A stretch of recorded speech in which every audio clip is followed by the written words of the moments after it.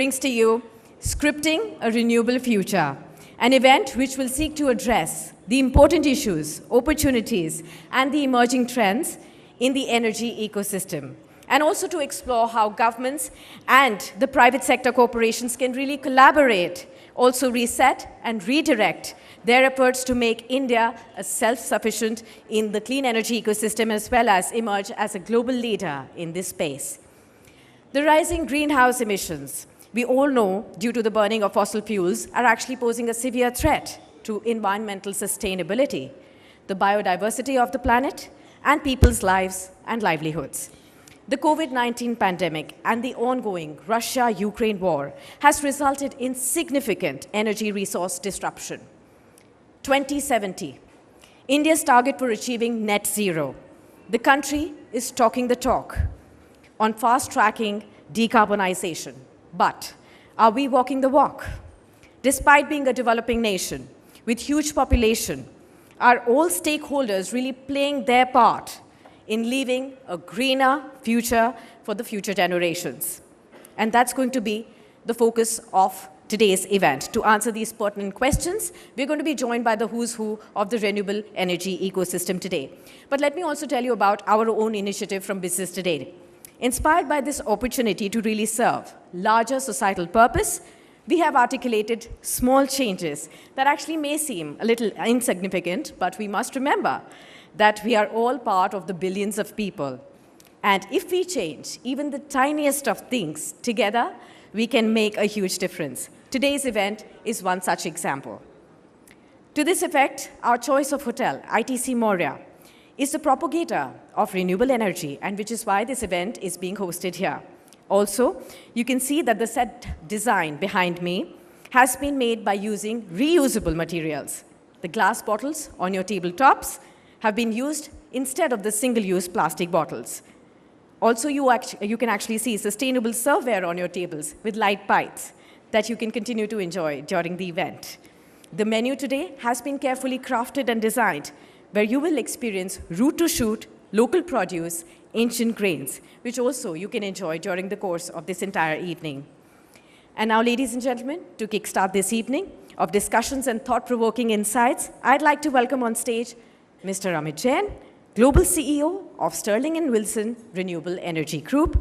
Mr. Jain, we all know, is a veteran in the EPC sector with over 30 years of experience in various industries such as renewable energy, oil and gas, also chemical process plants, power transmission, and telecom infrastructure. May I please request Mr. Jain to please deliver the keynote address.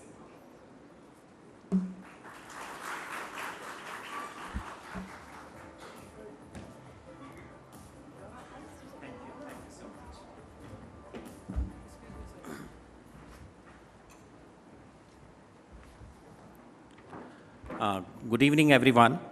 It gives me immense pleasure to be here today amongst visionaries from the renewable energy industry. I would like to thank each of you for your presence. As you are aware, the theme of the event is Scripting a Renewable Future. We aim to bring all of you together to connect and discuss the roadmap for India's energy transition and how we, as an industry, can collaborate to achieve this. India is pioneering a new model of economic development that could avoid the carbon-intensive approach. The use of renewable energy not only helps in the primary objectives of advancing economic development and mitigating climate change, but also improves energy security and energy access. The Honorable Prime Minister has laid out India's commitment towards climate action at COP26 in his Panchamrit statement as 5-point action agenda. The union budget presented by the finance minister recently also spoke about green energy growth as one of the 7 main priorities for development. This highlights the firm intent of the government to move rapidly towards carbon reduction and net zero. To achieve the commitment and target envisaged, energy transition will be the most important pillar moving ahead. In fact, India has taken great strides forward to expand renewable energy capacities. We now stand fourth globally in the renewable energy installed capacity, including the large hydro, and the fourth in the solar capacity. The nation is on the cusp of solar energy revolution as cumulative solar installations have reached 50 gigawatt milestone. In fact, it added around 14 gigawatt of new solar capacities in 2022. As the country moves forward towards its 2030 goal, solar will continue to dominate the new capacity additions in renewable space. The war in Ukraine and its consequences and worsening impact of climate change have dominated new headlines across the world. We have read about volatility in global energy prices, concern about energy shortages, and record drought affecting the agricultural production at a time when the food prices were already rising. These all issues are interconnecting, and perhaps moving to renewable is not just a good idea for environment, but it will lead to new economic approach to solving a lot of problems today and tomorrow. It's also a continuous strategic investment to ensure that India, as our Honorable Prime Minister Narendra Modi ji announced, should be energy independent by 2047, which also be century of our independence. We at Sterling and Wilson Renewable Energy are extremely optimistic about the future of renewable energy in the country. The production processes have become more efficient, and per unit price have already dropped. There are fluctuations in manufacturing cost, certainly, but over time these costs have only gone down. This runs in parallel with government policies supporting the world's transition to a lower carbon economy. Today, being one of the largest global solar EPC player spread over 28 countries, we are proud to be part of this great energy transition. With the strong backing of Reliance and SP Group, strong EPC portfolio of around 14 gigawatt and operation and maintenance portfolio of 7 gigawatts, we are well poised to capitalize on the opportunities coming our way and to create new ones. Our services encompasses a comprehensive range of concept to commissioning projects, including design, engineering, procurement, construction, and end-to-end project management. We have begun leveraging emerging opportunities by expanding our renewable energy offerings. We also now providing EPC solution for hybrid energy power plants and energy storage. Like always, we aim to deliver spectacular, high-quality, cost-efficient solar energy solutions and achieve utmost customer satisfaction. As we are all aware, there is a lot to be achieved on energy transition. Together, we should take this opportunity of driving this shift towards renewable energy. We need to come together for the larger good of society and make this shift happen. I hope this summit will give some food for thought during today's interactions. I am excited to hear the conversation and outcome of the panel schedule and very curious to hear from our Honorable Minister, Shri R.K. Singh. Thank you for giving me this opportunity. And once again, thank you for attending this event. Look forward to meeting you in person. Before I conclude, I would also like to thank Witness Today team for successfully organizing this event of this magnitude. Thank you. Thank you so much.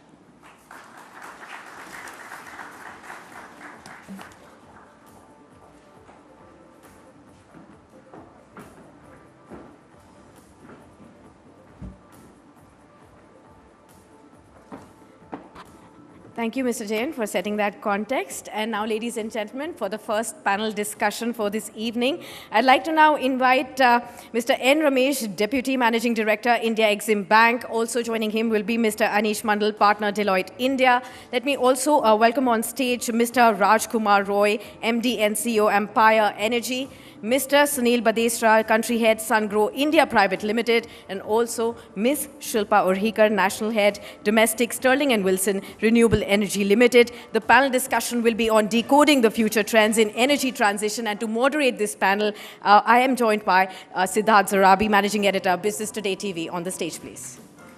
Huge round of applause.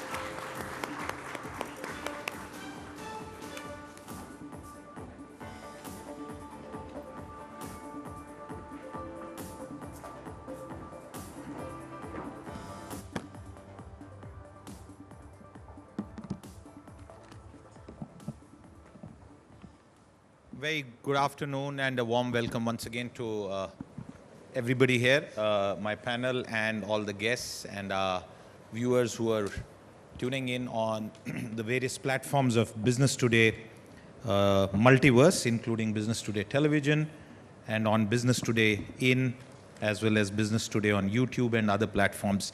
My panel here is a very eclectic panel, very well-chosen panel, and I would say we'll be able to get a mix of views in the 45 odd minutes that we have on this discussion today. And since we are talking about future trends, we'll try and keep the focus on the future, and the future is always better. At least that is the mantra that most Indians live by. We look at the future and are able to go beyond the present. I'm going to start with Mr. Ramesh in terms of the subject for our energy transition. Transition is a pretty simple word, but it involves a lot of painstaking detail. Moving out of what is a carbon-fed economy is an imperative for India. It's also backed by the need from a climate point of view, but it's a massive cost. And globally, while the developed nations have been talking about this transition, they haven't really put their money behind where their mouth is as far as helping countries like India achieve this transition in a sustainable and fast manner. But that's the broader picture. What I really want to ask you about is how critical is the role of finance in India's energy transition towards a green, renewable, sustainable future? Mr. Ramesh. Yeah, here you go with the mic. Thank you, Siddharth. Just hold it closer. Yeah. Thank you.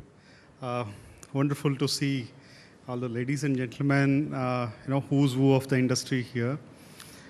Of course, it all starts with finance. So, I naturally expected this could be the first question for this panel discussion. To give a context, what are the financing, requirement we are looking at for energy, green energy or clean energy? If we just look at the targets given or undertaken by Government of India, is humongous. The kind of energy transition declaration of having 50% of energy requirement by 2030 to be met by non-fossil fuels. So that's about nearly 500 gigawatt of energy to be coming from clean sources of energy. The kind of investment that is going into every kind of value chain in this particular sector is going to be humongous. Now, we have seen this playing out in the last decade, a variety of financing options coming in. Just to start with, the green bonds were the rage for a good part of time. Of course, the traditional debt instruments provided by the financial institutions like us, India Exim Bank, particularly we are in the long-term financing, 10 to 15 years or 20 years also. So that's where the requirement or all the ratios of such a projects work out better. So apart from India Exim Bank, Government of India has also put in place the NAFID, which is another financial institution looking into the infrastructure segment, which is coming into play. And today we saw their bond rising news also coming into play. Apart from that, all the developmental banks also are coming in this space very aggressively. The African Development Bank, Asian Development Bank, all of them are supporting this particular cause and have been bringing in new structures in place. For a financial institution, we need to first have a clarity on how the price discovery has happened. I think India has demonstrated it in a wonderful manner. I think the whole world is also following that particular model as well. Further, on the offtake risk, again, there is an aggregation of demand and an assurance of payment coming in by the government-led institutions are there, which is a great learning for the whole world also. Then there are insurance products which are trying to cover different kinds of risks associated with this sector.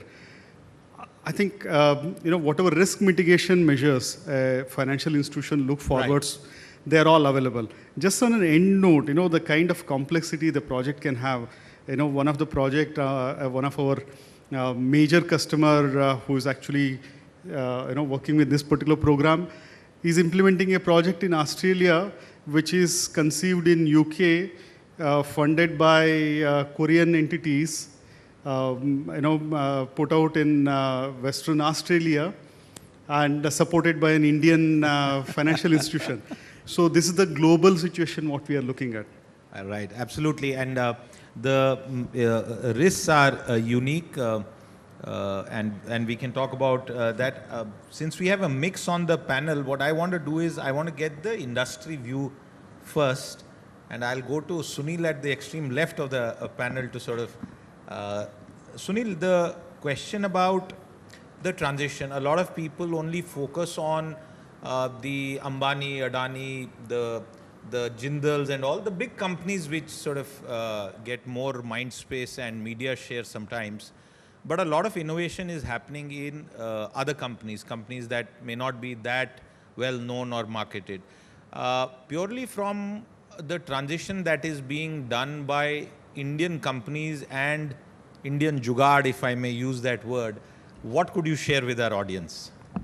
So as you mentioned rightly that innovation, what has happened and the way how we have reached what we were doing 5 to 6 years back, the kind of tariff which was there in the renewable industry was even, it was more than 10 rupees. That was the tariff. And the innovation which has happened in the industry, the kind of companies which has come in these last 5 to 6 years has been able to give some innovative product to the industry. And that is the reason why today we are sitting at the tariff. I think the lowest tariff which went in India was around 1.99. So you can see starting from 15 rupees or 18 rupees, now it has touched that 1.99 also. And all this has been possible because of the continuous innovation which is happening in the industry. So as I am from the, basically from the one of the supplier of the project solar plants which is happening is major, the component is the inverter part. So I'm basically representing that company. So lot of innovation is happening in the inverters and even in the module segment also, which is actually creating the kind of advantages which developer or EPCs can get out of it. And the reason they are optimizing their cost, the project cost they are optimizing. And based on that, I think the outcome is in front of everyone, that kind of tariff which has been invented in the industry. So this kind of things if continuously happening, so I think maybe like in industry which we have seen even in the Middle East, the tariff is even far lower than what we are operating in India. So maybe we'll see soon the days when we are maybe operating the tariff which is even lower than 1.99. Since Sunil has spoken about tariffs, I don't know how many of you here would recall that the curve on tariffs at least that industry is talking about here, and before we started this panel, this was also being discussed with other people, mirrors what happened in telecom in India. And 18 rupees was one of the earlier call rates, and you know what has happened. It's not strictly comparable, but the point is that India is such a large market that for the first few years or maybe even a decade and a half, companies, regulation, policy makers will struggle at arriving at an optimal fit. And because we are a resource dependent nation, many parts of this renewable energy industry chain, we are still dependent on overseas. Therefore, the risk and the execution challenges multiply.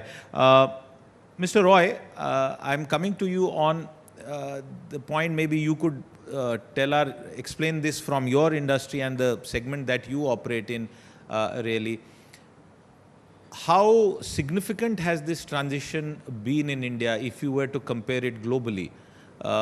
In many sectors, we have moved far ahead of other countries. Fintech is just one example. So using that sort of outsider's perspective, I'm asking you to explain to the lay audience here, how much have we achieved and how far is still that we need to walk on? Thanks. So if you ask me that to what extent we have really transitioned, I think we are still, say, scratching the surface, except in one area that we have been the world leader in achieving the sustainable tariff, and perhaps the lowest in the world, I will say, other than, say, the Gulf region, where you have sun god really shining. But is lowest sustainable from an operator's point of view? Yeah, sustainable for everyone, and I'll explain that why. Okay, yeah, please do. Please. Yeah. But if you ask me that whether we have really gone into the transition mode, perhaps still not, and I'll tell you the reason. The biggest reason is that, see, the renewable is an energy which will flow to the user in form of electron through electricity boards. Now, till the time you have a commercial entity which decides what is to be supplied and how much to be supplied, all your effort finally gets bottlenecked at that point in time. I'll just touch upon one point on finance. I can tell you one thing. There is hordes of money which is actually waiting in the pipeline to be invested in India in Indian IPPs. You're not getting them because, what do they say? Oh, you do the, say, bidding in, say, 2019. We are still waiting for PPAs to be signed in 2020, and we still have, say, in 21, I do not know whether in 21 or 22 I will be able to start the project. Why? Who decides that that project will come up finally? It is the electricity boards. So till the time you really bring the commercial entities there, we will struggle in terms of transition. I want to interject here, since you speak about the reform of our power distribution, and by default, therefore, it really means reforming and changing the extent of state control on our distribution boards and the associated political issues. Are you therefore saying that we should not be hopeful? Because it's not happened really for the last 25 years that I have seen this subject. Correct. And unfortunately, we still are not moving in that direction, as much I can tell you. Okay. Right? So one of the future trends, Mr. Roy, since we're on that subject, what would you therefore say needs to be done to ensure that our transition is quick and long-term, sort of good for everyone?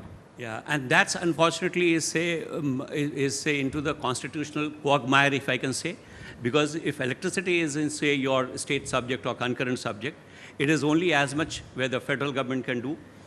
You have states. Are you saying that states are not on board with the center? Absolutely. Is center? Absolutely. Why would that be? Because I find it perplexing. The states are who actually cater to their voters, to their masses. Why wouldn't they want to adopt newer things and do that in a sustainable manner? It's very simple, that whether you have the courage to sustain through the period when the transition really happens. Because nobody is going to like you during the transition. I'll just give you one example. So we sell power to SECI, right? And we sell power to Juvenile. If you just look at, say, the tariff, what is discovered by both of them, at times Juvenile actually beats SECI. What does it mean? It simply means that somebody has taken that pain to reform the way electricity is bought and distributed and money collected. Okay. You want to step in and then I'll go. Yes. Yeah. We can open up. Everyone can please step in. Feel free to make this interactive. No, I think very valid point, but there is a ray of hope in this. The central government is taking all measures to bring the state electricity companies and the distribution companies in to toe the line. I think this budget has this very specific, innovative approach of linking the state, borrowing capacity with reforms in DISCOM efficiencies. So I think that's a very innovative approach. I think we can see a lot more coming in. I certainly hope that shows results, because I remember it was exactly 20 years ago when the new electricity policy had come in, and that had a significant chapter on distribution reforms. You wanted to come in, please. Step in, please, Shilpa. And then I'll... Yeah, go ahead. Hello. It's on. Yeah. Yes, go ahead. So I was wanting to supplement what Mr. Roy said here, because what we see is that the developers today are facing multitude of challenges. Okay, sorry, I think there's some... Yeah. No, it's working. Hello. Yeah. So I wanted to further add to what Mr. Roy said, that the developers today are facing multitude of challenges, and it's not I mean, he picked up one example. I'm sure there are many. And I want to add to that example as well. But the challenges are from all quarters. So it is, one is the DISCOMs where the PPAs need to be signed. The PPAs are long-term PPAs. We've also seen the DISCOMs wanting to renegotiate those PPAs where, you know, the whole financial model was built and now they want to go back on their commitments. There are other challenges of supply chain. And that is, I think, one of the major hurdles of our solar industry. I would argue that perhaps industry will find its way around supply chain bottlenecks. Industry is very flexible, especially private sector companies are able to pivot very quickly. Perhaps there should be some sort of law that prevents a rethink. It's not cash on delivery that you change your mind and send the product back. PPAs signed by state government entities, they shouldn't be able to change them, especially if the process is fair and discovered, and minus any legal challenge to infirmities in the process, they should simply not be allowed to do that. Also, DISCOMs have their own issues. They are debt-ridden. They have not been able to pay on time. So even if they don't go back, they still are not even able to support the projects that are in hand, that are ongoing. So that is one issue. I think Delhi DISCOM is a good example in that regard, Shilpa. There is an element of subsidy, but if you look at it across the DISCOMs in Delhi, the subsidy is being borne by the budget in some ways, and it's not coming onto the books of the distribution company. So I was just going to touch that topic, that how do we change this? And the way to do this is learn from these DISCOMs. One is the GUVNL, second is the Delhi. So privatization of DISCOMs have actually shown that the AT&C losses have been cut down from 55% to less than a single-digit number. Absolutely. So that kind of change needs to come in the other state DISCOMs as well. That's a very interesting point, and if you see that crux of the discussion so far, while we are looking at the future, the leap into the future is being held back by present day problems which are from the past. Anish, you've been listening to this, and I saw you shake your head when I said that maybe Delhi DISCOM had a better model. Expand on that. Of course, and feel free to disagree as much as you want to. Not sure whether it's working. Yeah.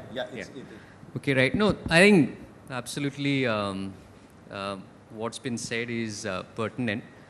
But just that it's not that the states are not on board with the center. It requires time in India. Whatever changes we do are incremental and not necessarily ad hoc and completely kind of transformational.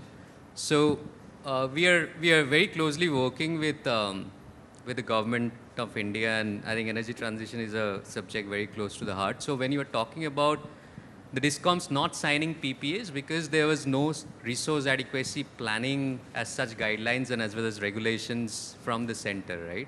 So they had this kind of perceived notion that they have surplus and therefore they're not tying up or not pushing back all the PPAs, and especially the long-term PPAs at 25 years. So of course the center is working towards bringing down those PPAs to 15 years. That's one, 10 to 50 years. Secondly, there is a resource adequacy guidelines which has already been kind of drafted and it will be soon out as regulations. So that will kind of regularize the planning process, which requires, say for example, how much I need to procure in the next year to the next 5 years has to be determined through a scientific process, and that was not happening. So therefore that will enable the DISCOMs to sign PPAs, right? And the PPAs could be of multiple nature, it not necessarily 15 years, it could be only peak, it could be round the clock, it could be only STOA, MTOA, whatever. But that will come out of a scientific model. That will perhaps see the uptake of all the renewables which has been stuck, as Mr. Roy was correctly highlighting. Though the bidding process has happened in 2019, still those PPAs are taking place and the DISCOMs are pushing back. There is perceived notion. Yeah, complete your point. I just wanted to... No, there's perceived notion at long period of time that renewables is not really the cost which is coming out, but a much bigger cost for the DISCOMs. That has already been showed in several modeling exercises. No, renewables is the cheapest cost of electricity.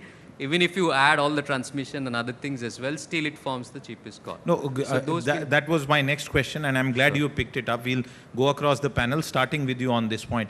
Explain the numbers, if you can, off the top of your head, in terms No. of why you say that renewables are not costly. I'll just give you one quick example.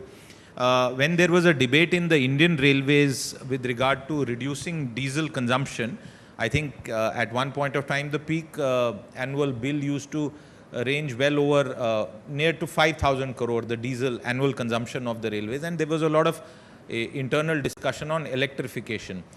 One of the opposing views within the railways on electrification was the initial cost and the switchover cost. And I think that battle has still not been won within the railways. But using that as an example in the simplest manner that you can, explain to us in the pricing matrix, where does renewables stand? Yeah, no, so leave aside the must-run status, and renewables will always form is actually outside the merit order.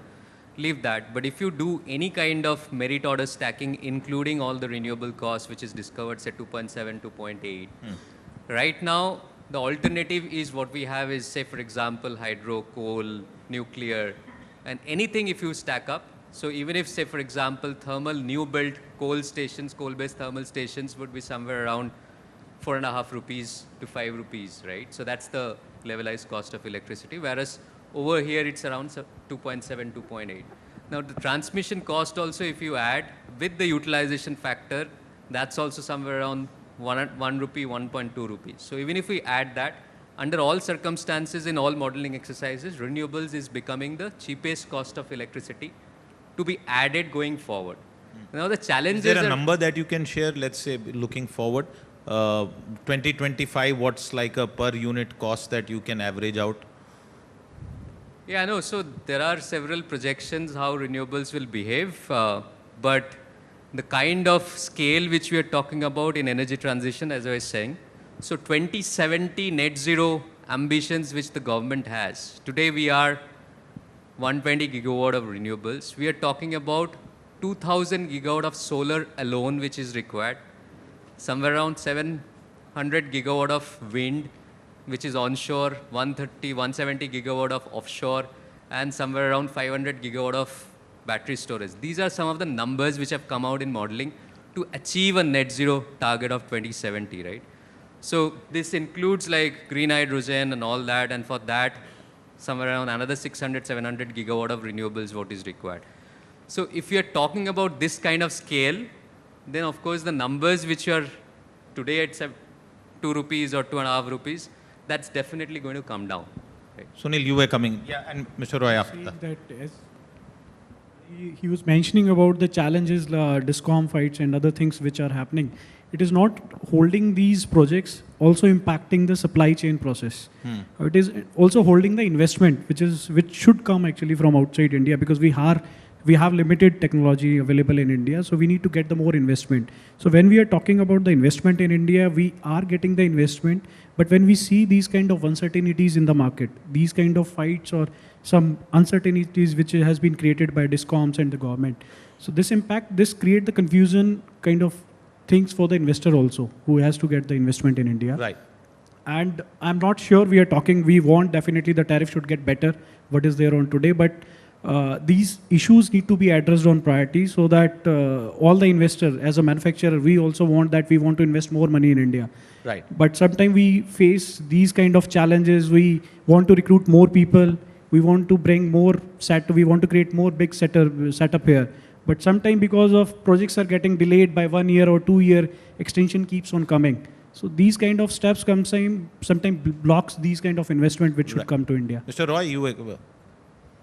Yeah, so I'd just like to add, say, one thing on the cost, and we need to be, say, fair to ourselves, fair to the state electricity boards. So renewable power, is it, say, the lowest cost energy? My answer is clearly no, and I'll tell you why. If I need to supply you, let us say, 4 units and 1 unit, say, every 1/4 of the day, if my source can supply, say, 2 units in 50% of the time, now somebody is keeping something warm to supply you in those when I'm not available, right? So the cost of keeping that backup, that definitely need to be added and added transparently into that. Okay. Because then basically you see the cost of renewable.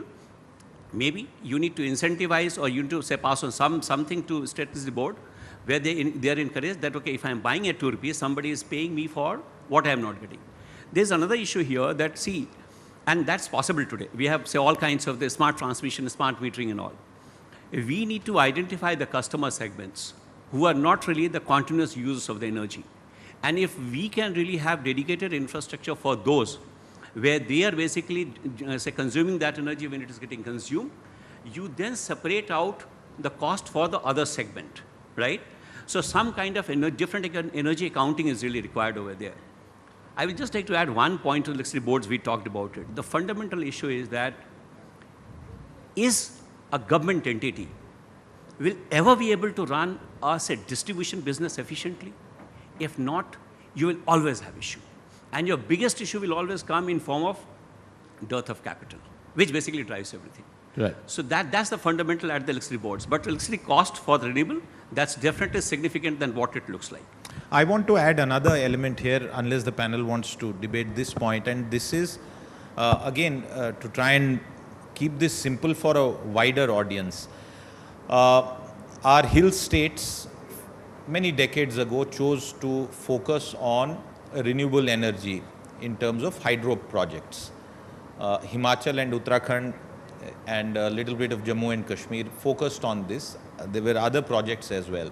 In the most recent past, we have seen this controversy around hydropower in Uttarakhand with regard to the environmental concerns. The question I'm asking the panel, and this hopefully will tell us about the reality, is about the other costs in some ways or impact of one of the components of renewable, hydro, which I believe will increasingly perhaps go out of favor due to the environmental degradation and fears that it is stoking. Is that a fair question to ask? Do you want to, yeah, Shilpa, you want to go first and then we'll open up the, go ahead. Yeah, that's fine. So I think it's very important that we keep an eye. It's a very, very relevant and important question at this stage. While we are transitioning, are we doing it equitably? Are we doing it sustainably? So the cost at which we are building this has got a huge price to be paid. And that is where I think inclusivity comes in. So what I believe is that there's a lot that can be done. You talked about hydro. So we will come to the future in a bit, but pumped hydro, for example, is a very good storage option. It is a closed loop system. It uses power when there is the power demand is less, and it gives power when the power demand is more. And that kind of innovative solution is what will help us to transition sustainably. Another thing, all of these technologies that we are talking about, they need mining. They need extraction. So the entire extractionism is going to be a question. We shouldn't end up hurting the ecosystem while building a better ecosystem. So the existing ecosystem that needs to be taken care of, there's again a lot that can be done. The mining industry, for example, you can have a tracking mechanism. Like the diamond industry, they found a way to blockchain monetization of their, to make sure that the undesirable diamonds do not come in the mainstay. So something like that for the current mining processes that this whole technology building is going to need. So those are, I mean, there are many things that can be done, but these are things we should look at, inclusivity and making sure that your supply chains are pure. I have a different point of view here. Putting, this particular instance of Joshimath, it may not be an outcome of a single activity of a particular project, or harvesting, hydropower project, harvesting hydropower from, a resource available there. The people of Delhi would like to, travel in 100 kilometer speed, even up to Badrinath. It's our expectation which is actually driving these hilly states, not really, taking care of their ecological considerations and kind of, going for 4-lane expansion, rail network into the young Himalayan mountains. I think we need to have this, a big clarity on what are the development needs of a particular region or a country or a continent. What works for India, what may not work for Africa, what works for US may not work for India. I think we have clearly seen this aspect since we are a policy bank for Government of India. We have seen a lot of projects which we are supporting outside India and in our neighborhood. That's the best resource available, hydropower.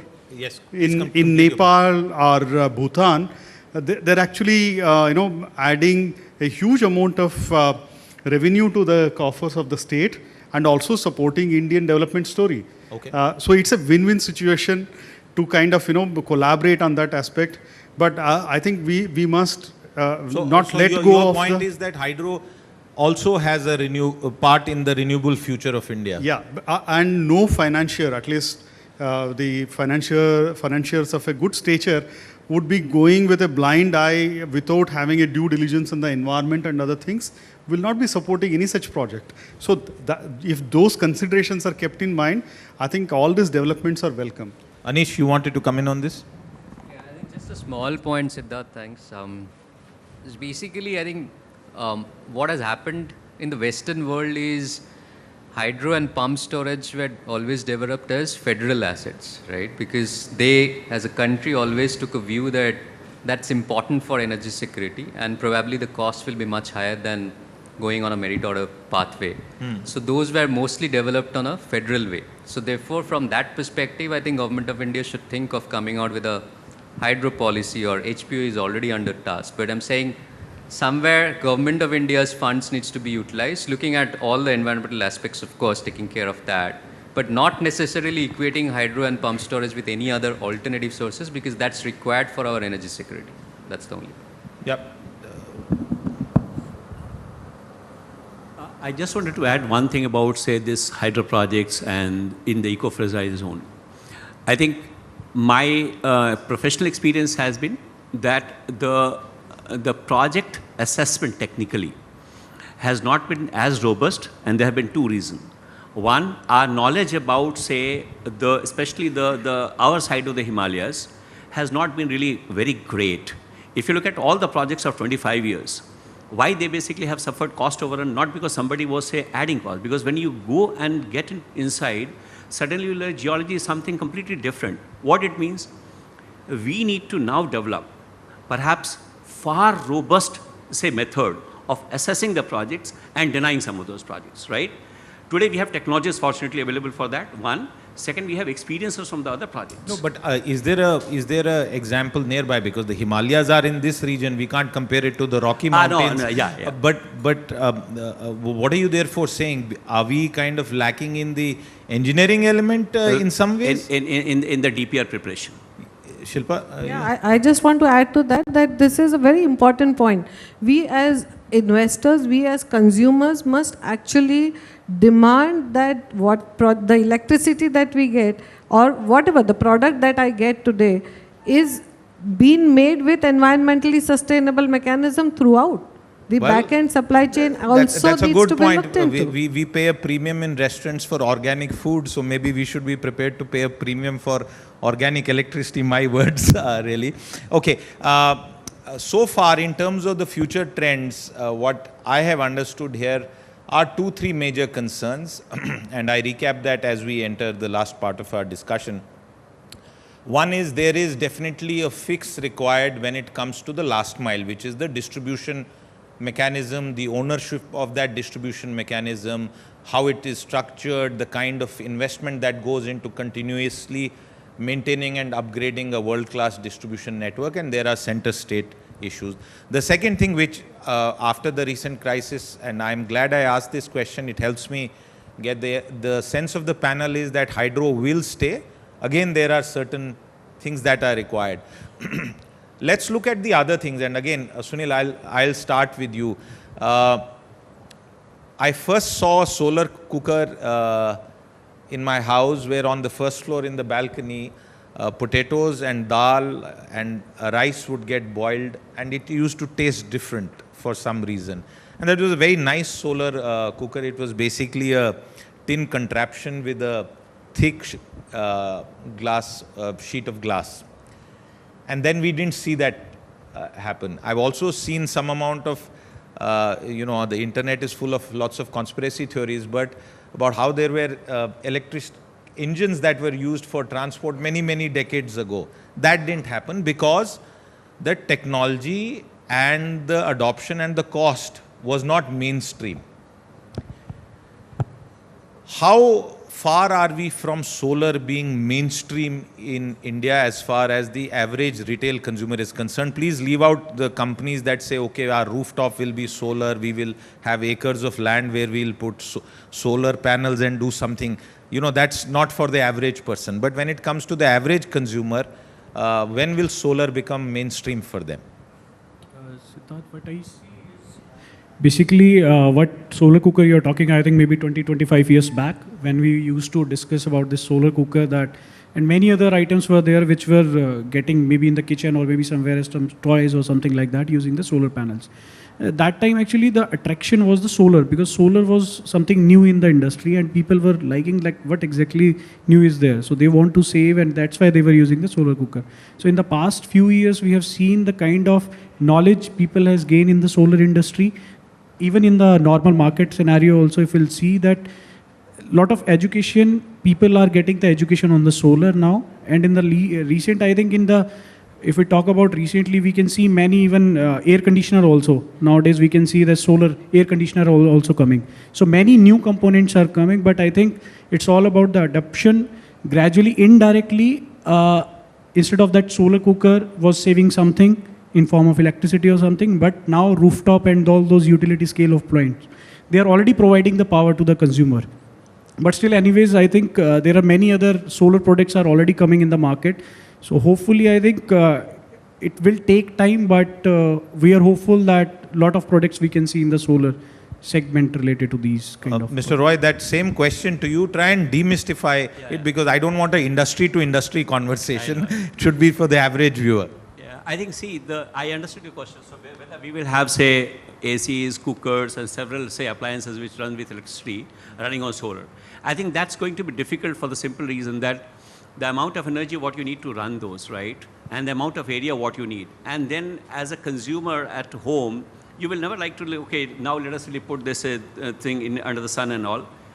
So energy generated by renewable source is going to remain the staple. Perhaps appliances we are going to get more efficient, but unlikely that they will largely move to the solar. When do you think energy generated from a mix of renewable sources, not just one, will cross the threshold versus conventional sources, which is largely thermal? Yeah, I think to a really large extent, governments, whether state or federal, they need to invest in, say, the storage technologies. And by no means I am saying battery. It could be pump. It could be, say, your hydrogen, because you need somewhere to store something to supply during 60% of the time. I mean, look at the Germany. So Germany today is kind of so we are consuming approximately, say, 12% of our energy mix coming from renewable sources. Forget about the capacity. Germany has gone up to 49%. But then what happened? Their thermal plants have started getting back down where it was, say, economically not sustainable for them to keep running, right? Then they came up with some technologies and all. But the issue is that the moment you go beyond 40, you need somewhere to store that energy. And storage has a cost. Okay, That somebody has to on storage, in fact, and if you could expand on that, because that's one part which we have not discussed. Again, demystify storage. For the average person, it is the battery that they use in their car or for some other purposes as well. I'm not even talking about phone batteries. Siddharth, just before that, on the adoption possibilities and the increase in adoption rate of solar or, the green energy possibilities, I think we need to shift a focus a little bit on from the domestic segment to the places where this can work. The solar energy particularly, where the ambient radiation is available for a good part of time, and the activities are also aligned with it. And I see agriculture, which is one of the huge consumer of electricity, and it is also kind of, the drag on the discoms, that being a very early adopter in terms of a larger set of population going in for it. Now the Kusum scheme is there. I think it has driven the solar pumps to a good part of India. I think once there are benefits realized by farmers, a word of mouth is sufficient. So I feel there is going to be a huge number of solar pumps replacing the regular electricity connection.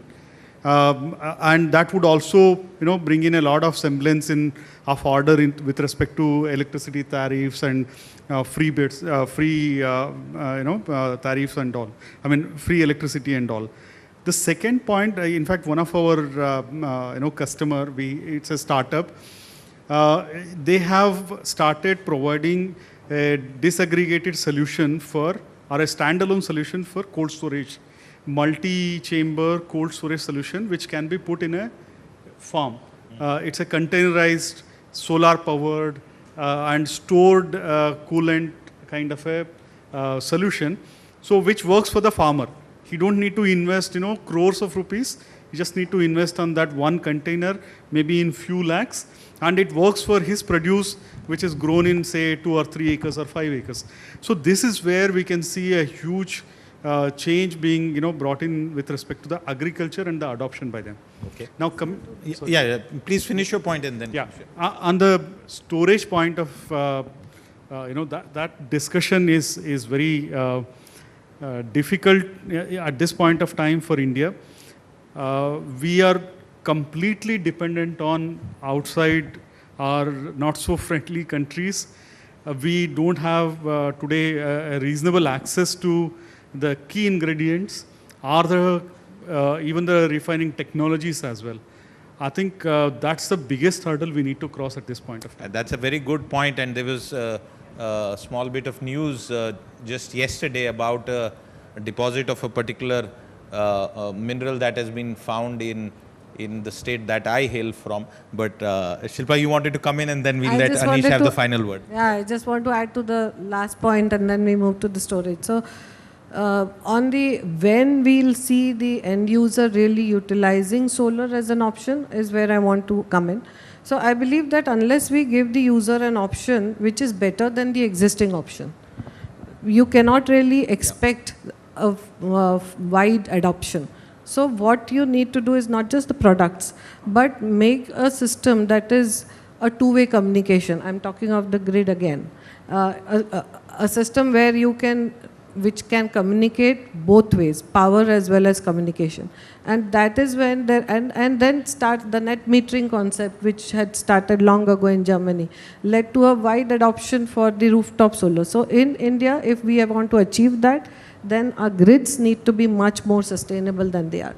And the other point, I'll just build on that meanwhile, apply it where it is working, where it will need, which is industry.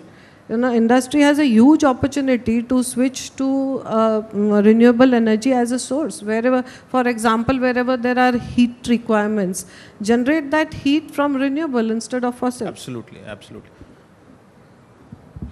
Right. I think,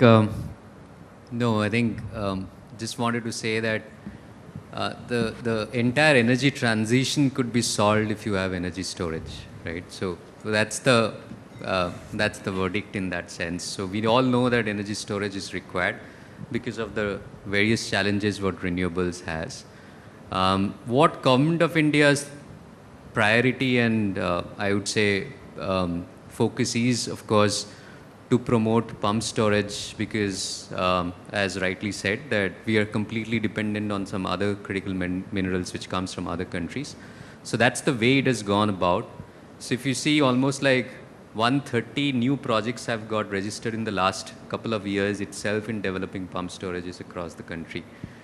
So that's a positive development, and the technologies have also now become much more, I would say, advanced in that sense. Earlier pump storages were developed in 5-6 years, now they're talking about 3-4 years. So yeah, I think the focus around pump storage is the right way till the time we have a permanent solution to go towards battery storage or anything else. Absolutely, and all of you must have understood virtually hundreds of years, decades of being used to a certain energy supply system, right from the feedstock to how it is metered and billed and paid for, and now a transition which is being driven by private industry along with pockets of the government that at the state level, and of course the center, which is completely focused on this subject. But it's complex, multiple moving pieces, and what industry and ultimately will work for the consumer is a clear set of policies which are not changed and contracts which are honored. I think one of the key things about the future should also, as we end this discussion, is sanctity of contracts in a very, very complex, challenging, capital intensive and technology intensive sector. I'm going to thank my panel for their time and thoughts, and you, the viewer, for staying tuned in. With that, it's a wrap on this session. We'll come back with more. Back to you.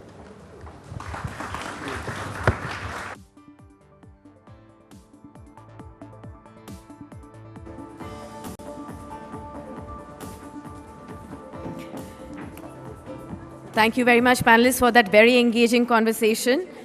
And now, ladies and gentlemen, for the next fireside chat on ushering solar and clean tech growth for Atmanirbhar Bharat, I'm going to be inviting on stage Mr. Karshad Daruwala, who's the chairman of Sterling and Wilson Group. A man of many firsts, Karshad is credited with powering the company's emergence as India's leading mechanical, electrical, and public health engineering and renewable energy solutions provider as well. Karshad has been instrumental in introducing solar EPC way back in 2011, a segment that he believed had great growth potential. And this decision certainly changed the face of Sterling and Wilson and accelerated the company's growth as well. And to moderate this fire chat, I'd like to invite again Mr. Siddharth Zarabi, Managing Editor, Business Today TV, on stage, please.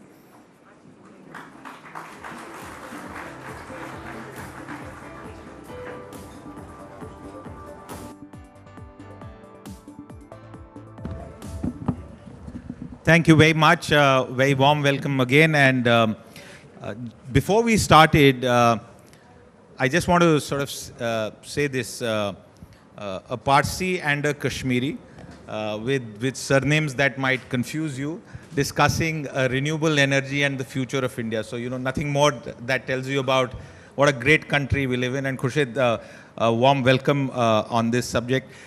Before I get into some technical questions, the very first that I have in mind, why did you pick this business to be in?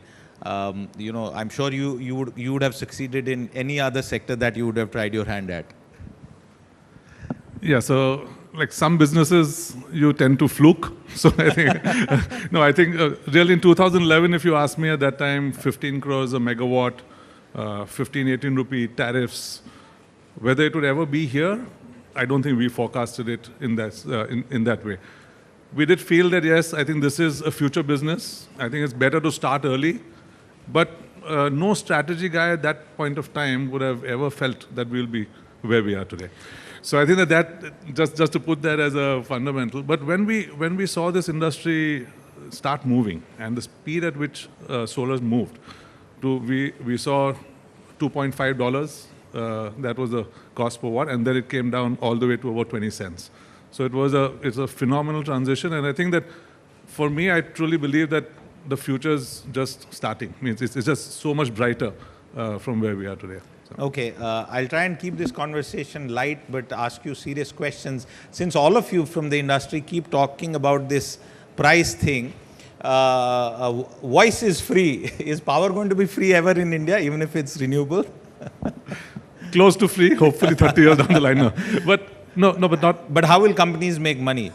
No, I think everybody's going to make money through the value chain. Okay. Today also, I think people right across, from manufacturing to everywhere, we do make money through the value chain. A lot of people have not understood risk. So I think that there's been a large learning curve on what risk to take, who takes it. Pretty much all the end. For everyone, right? So, but I think that learning has come through, tough lessons for IPPs, for EPCs, for lenders, etc. Is the risk and the learning more for sort of smaller companies, innovators, entrepreneurs like you, or is it equally or less for very large corporations which are also in this space now? I think where the risk emanates in this business, at least on the global model, partly in India, if you see most of the projects worldwide, about 80 to 85% is funded by lending institutions. And it is non-recourse when you start the project. So typically they don't want to take any risk at all. So they just want to pass it back down to the EPC.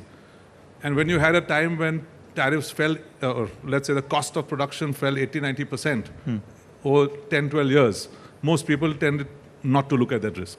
And then over the last 2 years, I think the module prices jumped up 50-60%. So then there was a pause that who's going to take this risk? Now the EPC doesn't want to take it. But the last 2 years is perhaps an aberration and things are sort of settling down? Yeah, but 2 years of expensive aberrations, which actually put a lot of pause in everybody's mind. So like right now in the global model, you're sitting with the bankers. The banker doesn't want to take it. IPP doesn't want to take it. EPC doesn't want to take it. Someone needs to. And things are getting stuck out there. So I think that risk allocation will happen. And at the end of the day, the tariff is just so low that if the tariffs go up a bit, I think the risk can get fairly allocated. So I think that's where the adjustments are happening in the global market right now. You were listening in intently to the earlier panel where we tried to focus on the future trends. Add your thoughts on what was discussed. Did we miss out on any of the issues that will be part of hopefully a glorious renewable energy future in India? See, I think one of the points that was spoken about on financing, I'll just put one perspective to you. The tariffs in Saudi Arabia today are in the range of about 80 paise to 1 rupee. In India, we are at about 2 rupees 30 paise to 2 rupees 60 paise. The capex in India is lower than Saudi. So even if I take into account a little incremental generation which Saudi has compared to India, the capex per unit generated is still lower in India. So basically the entire difference between this 1 rupee to 2 rupee 50 paise is coming on cost of financing. Now in South, means the international projects are able to get 25-year dollar loans at much lower rates of interest. In India is 15% at higher. So at what stage will we be able to be competitive on the financing side? And I know that we've got a 4% hedging cost, etc. So it may not come in that fashion. But I think that is going to determine the cost of solar, renewable power going up in the future. But Khurshid, just for argument's sake, isn't that cost of financing an issue for all sectors? What is unique just about the renewable sector, because all industry is exposed to forex fluctuations. Those industries which are highly import dependent more so versus others, and cost of financing is high relative. I think India is one of the highest cost capital economies of its size in the world. Yeah, so there's a big difference Okay. on this sector, right? So coal has, there's a price for coal, Yes. there's a price for gas, there's no price for solar, right? So the entire operating cost in this is going to be finance cost. So the effect of finance cost on the end output is dramatically higher in solar compared to anything else. Are Indian lenders, have they done enough, or have they been slow on realizing and this opportunity and supporting companies to sort of do this, especially Indian companies to do this? See, I think actually the comparison won't be fair. If you're looking at Saudi, UAE, etc., and seeing the tariffs there, they've been pegged to the dollar forever. If you try and peg yourself to the dollar, you'll have other problems. So I'm not getting into the economics of that. But as soon as you don't peg yourself to the dollar and you've got a 4% cost of hedging, you are going to be expensive. Then that is the tariff that we've all got to live with. So I think we'll have to live with higher tariffs than the markets which are dollar denominated. Okay. Let's talk about one of the things that came up earlier, and this is storage. And I spoke to you before this session also. Explain storage and what are the possibilities and where do we stand currently? Yeah, so there was a discussion that came up, and I think both people had valid points. There was one view that came up saying that solar is the cheapest form of power, and the other one was that if you want it 24/7, it's not. And both are right. Okay. Now, I think that for me, the demand that if we are able to generate solar and feed into where is required, it surely will be the cheapest form of power. And there's such a huge potential in all those areas. And just to tap upon, I think all of us see the EV revolution.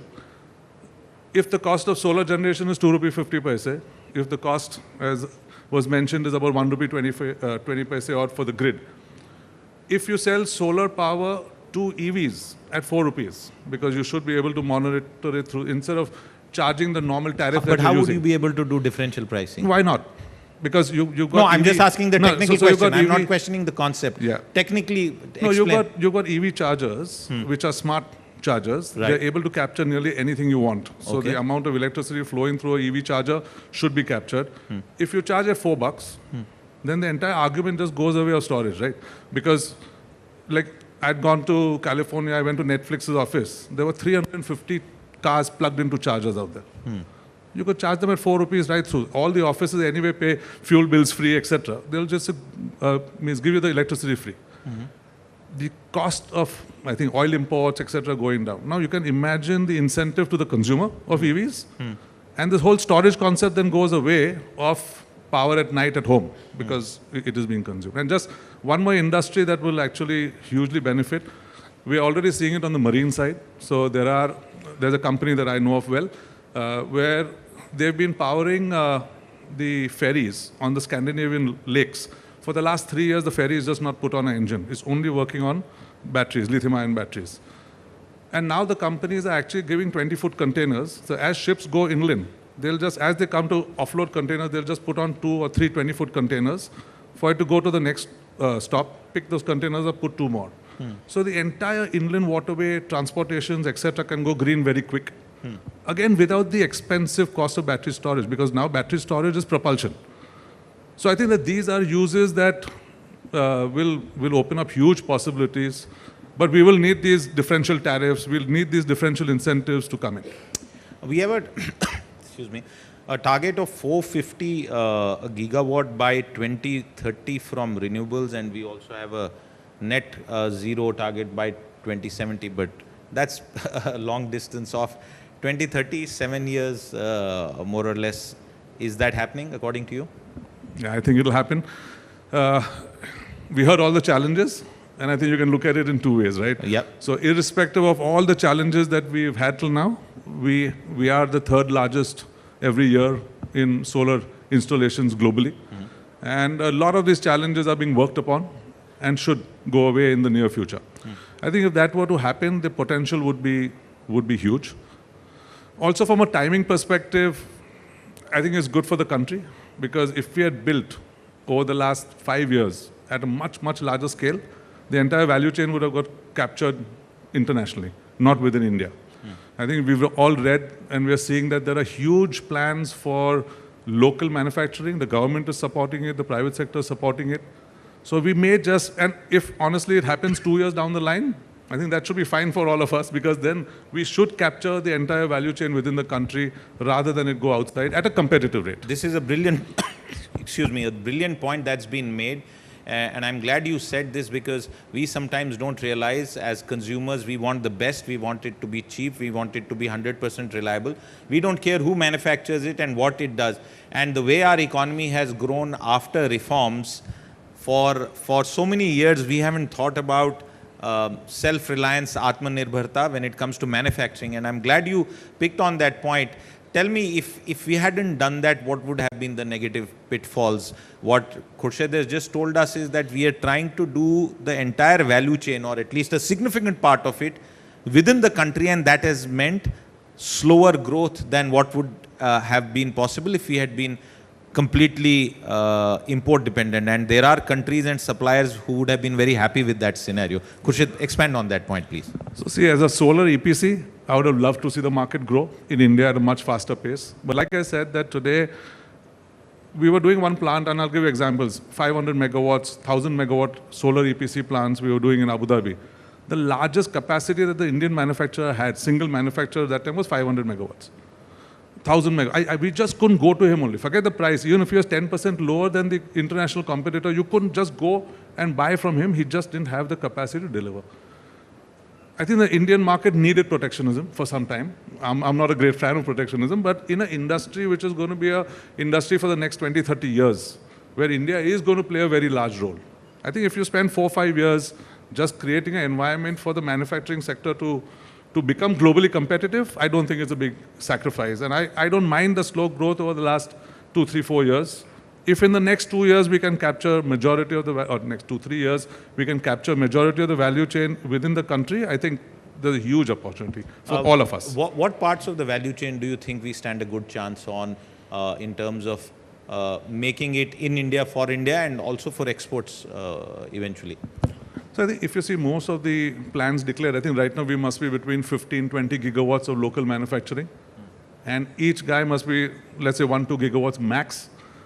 Now, individual corporates are looking at 10 gigawatts and 20 gigawatts.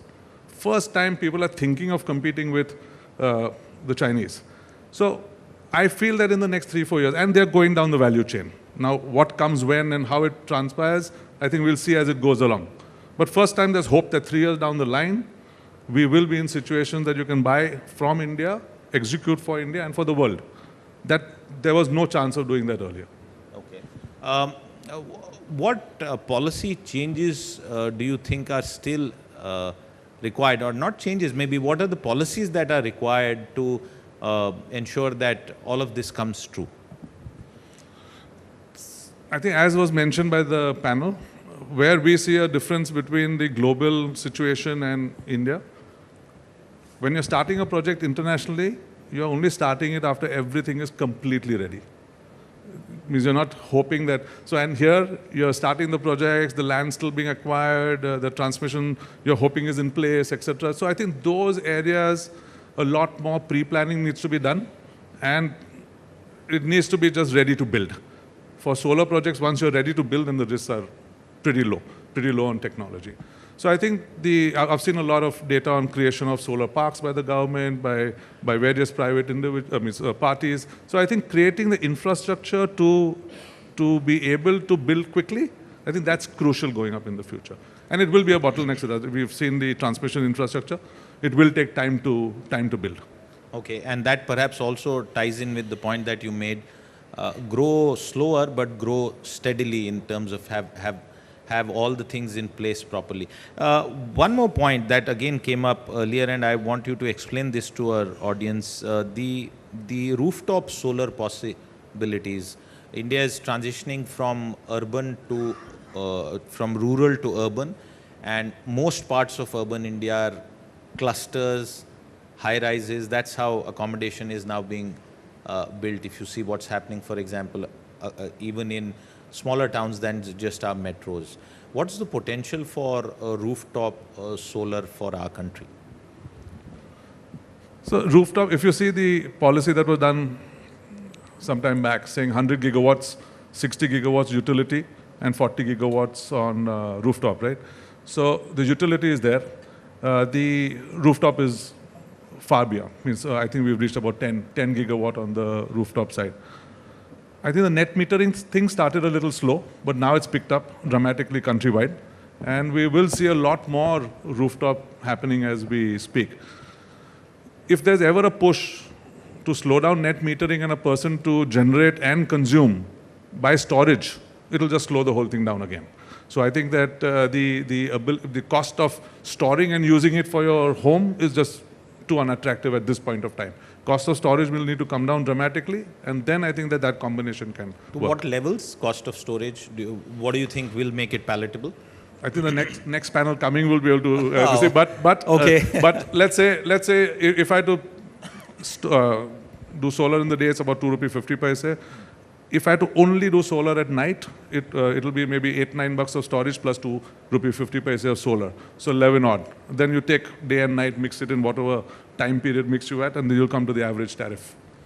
You touched upon and you gave us a very interesting perspective on the sort of the way we are trying to do it on our own and own and capture most parts of the supply chain.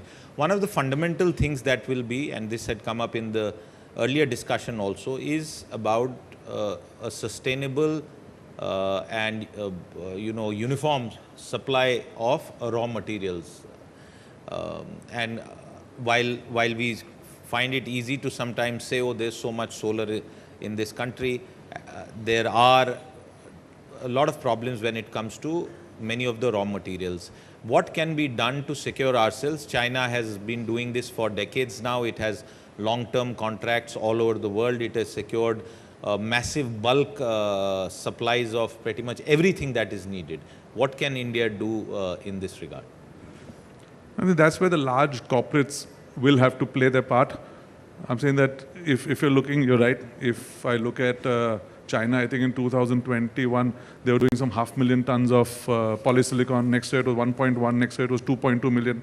Now it's about 3-4 million they're talking about. So doubling capacity nearly every year in polysilicon, right? So they've gone ahead, but I'm saying that in our case, if we are going to be building, like I said, a few years down the line, at the scales that are being built globally today. So I think we did about 14 to 16 gigawatts. China did about 87 gigawatts. So there's no reason why we should not do the 40, 50 gigawatts a year. And if it starts 2 years down the line, I think everybody needs to just start seeing how to prepare towards that future. One of the things that you said, and that stayed with me, on a lighter note, when he spoke about Saudi Arabia, the immediate interjection that I wanted to make was, why do they even need to consider that? Peak oil is not in sight, so why? And then he mentioned Abu Dhabi, and then he's given us more examples. Given what is happening, try and explain how people are doing it internationally to the Indian audience when it comes to solar power. You are a leading player there.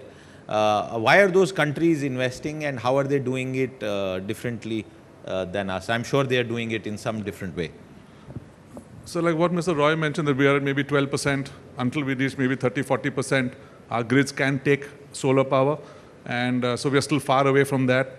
All the other countries are even further behind than us. So I think all of us have got a good 5-10 year runway to keep building on that side. So I think that side push you will see all of us, because it is the cheapest source of power for the time it's being used, at the time it's being used. The entire green hydrogen situation, India is looking at becoming a green hydrogen export hub. So is Saudi Arabia, and so are countries which are fortunate to have the sun that we have. So if you take that requirement plus the normal power requirement that you'll have within the country, the solar build is going to be mind-boggling. Okay. And just I'll put a number. Yeah. I can't disclose who it is, but I know of a particular asset owner who's in Middle East based. Their plans are that they've got about $70 billion of assets today, mainly renewable. They believe by 2030, it'll be 300 billion assets. That is the size at which they are seeing the Middle East come up, not only for, and that you can't consume as power. Then you're talking about, instead of exporting oil, you will export green hydrogen, which then can be used in various uses that we've seen. And maybe the entire shipping industry can move towards green hydrogen and ammonia being powered for ships, rather than burning heavy fuel oil, like that. So there's a lot of movement towards that. Absolutely, and that's a space where several Indian companies have already, I would say, begun, and hopefully we'll see results there. As we wind down this conversation, just a couple of quick points. One is to do with the union budget recently, because we spoke about policy support. Was there anything that you would like to share with us where you felt that this sector has gotten some additional support? I think majority of the support is come on the manufacturing side. And I think that's the sector that does require the support and the encouragement over the next, like I said, 5 years. So even in the previous budget, the current budget, and it seems to be that will be the focus going up in the future. I think beside that, the industry doesn't really need subsidies. We are able to now do it without subsidy. So, but just the manufacturing, encouragement, ecosystem, protected environment for some time, I think that's where the government should step in and help. Okay, one final question, and this is to do with the supply chain issues that your sector and practically every other sector faced. COVID meant the breakdown of supply chains, and we saw policy responses driven by other factors. For example, semiconductors, which is not related to our conversation, but we've seen countries, including India, trying to say, listen, the global supply chain may not be the only way. We need self-sufficiency, or at least have some backstop in this regard. Do you feel that the renewable sector also faces certain challenges because of this reversal of globalization, if not a wholesale, but at least in pockets that we have seen? Yes, so this is bound to, it's already happened. So if you see the three largest markets, so China, US, India, by far on the solar side at least, the largest markets. The US with the IRA, that Inflation Reduction Act, they've been making a huge thrust towards local manufacturing, And a lot is shifting there now. So I think that's happened. India, you can see the same. When we saw this entire dislocation globally and let's say manufacturing plus one policy globally, it's a reality. I think you can see it across all industries, and especially for an industry like solar, where you can do it locally. It just makes sense for everyone. So most countries are moving towards trying to capture the entire value chain within the country, but then the country needs to have scale. Fortunately, US, us, China have the scale with our local populations, and then that can help you become a global export powerhouse on everything then. For India, what would be a mix between self-sufficiency and necessary integration with global supply chains and imports thereof? See, today on the solar side, at least the balance of plant, we believe we are the cheapest in the world when we build in India, even cheaper than what China does. So on the balance of plant side. Then you're talking about importing the modules, where modules and cells today are being manufactured. The cell capacity is very low, that's going up high. And then there are plans for large groups to go right from silicon, sand to silicon, etc. So I think that give it some time, but I think that we will all get there, I think. Absolutely, we'll all get there, and that's a good point to end this conversation on, because very clearly a lot of work is going on, but many of these things will come together. All the pieces of the puzzle will fall in place as we drive down the road towards a greener and better India. Khurshid, I enjoyed this conversation. Thank you very much for your time with us. With that, it's a wrap on this conversation. Sakshi.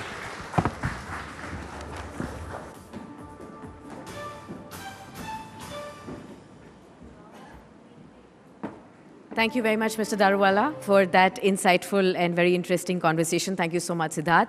And ladies and gentlemen, we'll now take a very short break. High tea is served. Please join us for high tea before we resume the next leg of discussions. Thank you so much.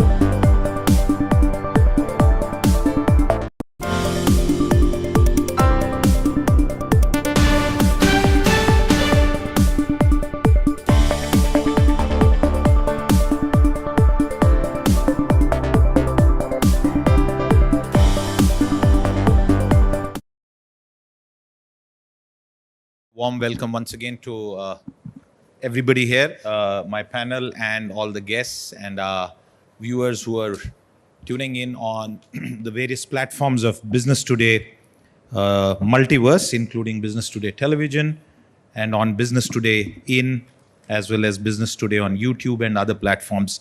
My panel here is a very eclectic panel, very well-chosen panel, and I would say we'll be able to get a mix of views in the 45 odd minutes that we have on this discussion today. And since we are talking about future trends, we'll try and keep the focus on the future, and the future is always better. At least that is the mantra that most Indians live by. We look at the future and are able to go beyond the present. I'm going to start with Mr. Ramesh in terms of the subject for our energy transition.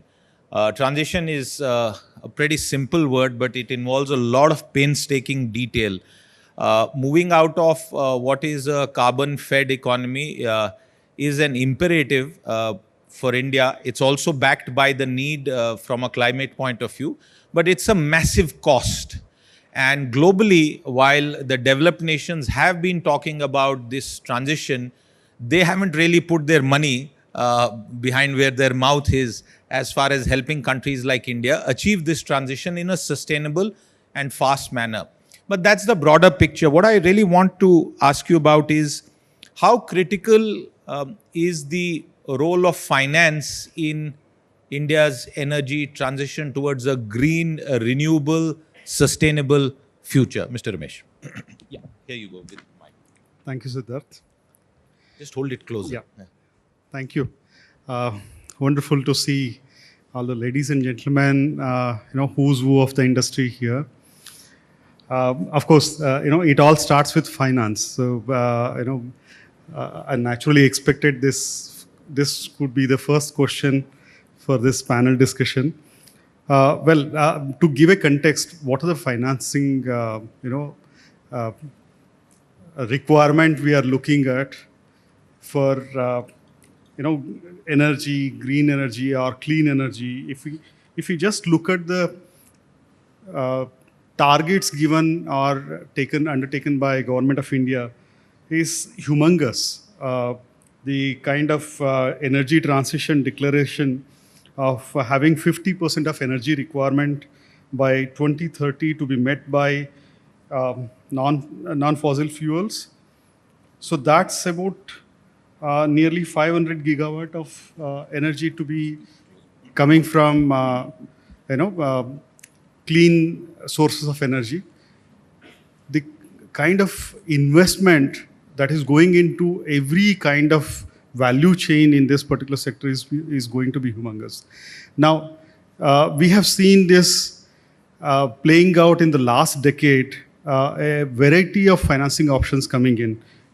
Just to start with, the green bonds were the rage for a good part of time. Of course, the traditional debt instruments provided by the financial institutions like us, India Exim Bank, particularly we are in the long-term financing, 10 to 15 years or 20 years also. So that's where the requirement or the all the ratios of such a projects work out better. So apart from India Exim Bank, Government of India has also put in place the NAFID, which is another financial institution looking into the infrastructure segment, which is coming into play. And today we saw their bond rising, news also coming into play. Apart from that, all the developmental banks also are coming in this space very aggressively. The African Development Bank, Asian Development Bank, all of them are supporting this particular cause and have been bringing in new structures in place. For a financial institution, we need to first have a clarity on how the price discovery has happened. I think India has demonstrated it in a wonderful manner. I think the whole world is also following that particular model as well. Further, on the offtake risk, again, there is an aggregation of demand and an assurance of payment coming in by the government-led institutions are there, which is a great learning for the whole world also. Then there are insurance products which are trying to cover different kinds of risks associated with this sector. I think whatever risk mitigation measures financial institution look forwards, they are all available. Just on an end note, the kind of complexity the project can have. One of the project, one of our major customer who is actually working with this particular program is implementing a project in Australia, which is conceived in UK, funded by Korean entities, put out in Western Australia, and supported by an Indian financial institution. So this is the global situation what we are looking at. Right, absolutely. And the risks are unique. And we can talk about that. Since we have a mix on the panel, what I want to do is I want to get the industry view first, and I'll go to Sunil at the extreme left of the panel to sort of Sunil, the question about the transition. A lot of people only focus on the Ambani, Adani, the Jindals and all the big companies which sort of get more mind space and media share sometimes. But a lot of innovation is happening in other companies that may not be that well known or marketed. Purely from the transition that is being done by Indian companies and Indian jugaad, if I may use that word, what could you share with our audience? So as you mentioned rightly that innovation, what has happened and the way how we have reached what we were doing 5 to 6 years back, the kind of tariff which was there in the renewable industry was even, it was more than 10 rupees. That was the tariff. And the innovation which has happened in the industry, the kind of companies which has come in these last 5 to 6 years has been able to give some innovative product to the industry. And that is the reason why today we are sitting at the tariff. I think the lowest tariff which went in India was around 1.99. So you can see starting from 15 rupees or 18 rupees, now it has touched that 1.99 also. And all this has been possible because of the continuous innovation which is happening in the industry. So as I am from the, basically from the one of the supplier of the project solar plants which is happening is major, the component is the inverter part. So I'm basically representing that company. So lot of innovation is happening in the inverters and even in the module segment also, which is actually creating the kind of advantages which developer or EPCs can get out of it. And the reason they are optimizing their cost, the project cost they are optimizing. And based on that, I think the outcome is in front of everyone, that kind of tariff which has been invented in the industry. So this kind of things if continuously happening, so I think maybe like in industry which we have seen even in the Middle East, the tariff is even far lower than what we are operating in India. So maybe we'll see soon the days when we are maybe operating the tariff which is even lower than 1.99. Since Sunil has spoken about tariffs, I don't know how many of you here would recall that the curve on tariffs, at least, that industry is talking about here. And before we started this panel, this was also being discussed with other people. It mirrors what happened in telecom in India. And 18 rupees was one of the earlier call rates, and you know what has happened. It's not strictly comparable, but the point is that India is such a large market that for the first few years or maybe even a decade and a half, companies, regulation, policy makers will struggle at arriving at an optimal fit. And because we are a resource dependent nation, many parts of this renewable energy industry chain, we are still dependent on overseas. Therefore, the risk and the execution challenges multiply. Mr. Roy, I'm coming to you on the point. Maybe you could explain this from your industry and the segment that you operate in, really. How significant has this transition been in India if you were to compare it globally? In many sectors, we have moved far ahead of other countries. Fintech is just one example. So using that sort of outsider's perspective, I'm asking you to explain to the lay audience here, how much have we achieved and how far is still that we need to walk on. Thanks. So if you ask me that to what extent we have really transitioned, I think we are still, say, scratching the surface, except in one area that we have been the world leader in achieving the sustainable tariff and perhaps the lowest in the world, I will say, other than, say, the Gulf region where you have sun god really shining. But is lowest sustainable from an operator's point of view? Yeah, sustainable for everyone. And I'll explain that why. Okay, yeah, please do. Please. Yeah. But if you ask me that whether we have really gone into the transition mode, perhaps still not. And I'll tell you the reason. The biggest reason is that, see, the renewable is an energy which will flow to the user in form of electron through electricity boards. Now, till the time you have a commercial entity which decides what is to be supplied and how much to be supplied, all your effort finally gets bottlenecked at that point in time.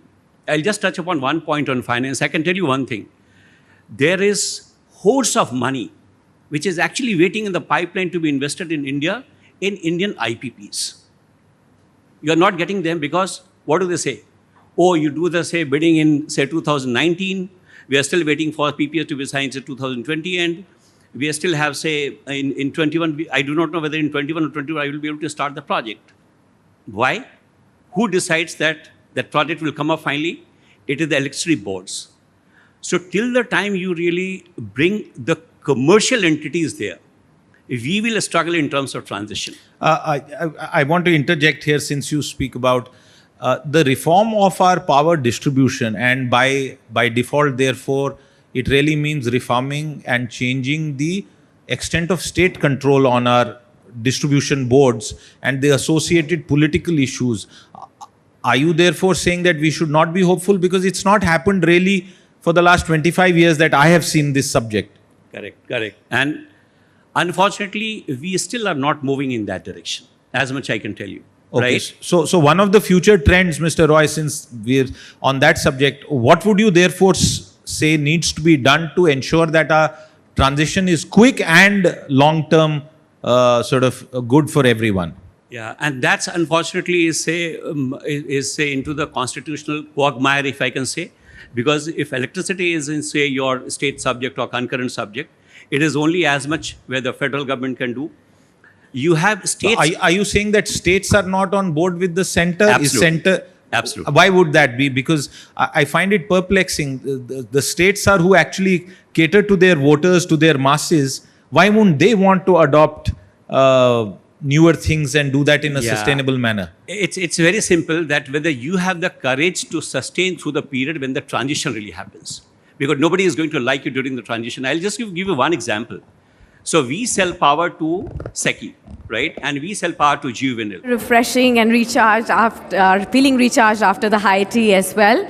It's time now to resume the next leg of panel discussions and fireside chats.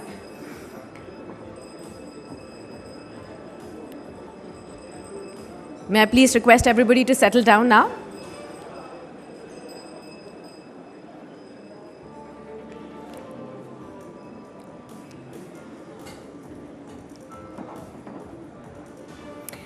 Ladies and gentlemen, it is now time for the next panel discussion, which will be on round-the-clock renewable energy, the next frontier.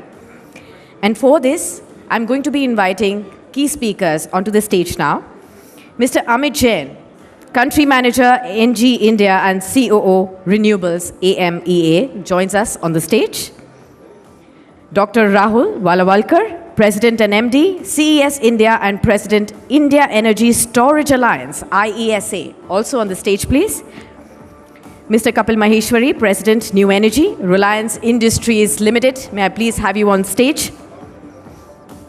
Mr. Anish Dey, Global Head, Energy, Natural Resources and Chemical, ENRC, KPMG India. May I please invite you on stage as well? And also joining us will be Mr. Rajneesh Rotria, CTO, Sterling and Wilson, Renewable Energy Limited. And to moderate this panel, I will be moderating this panel, Associate Editor and Anchor, Business Today TV.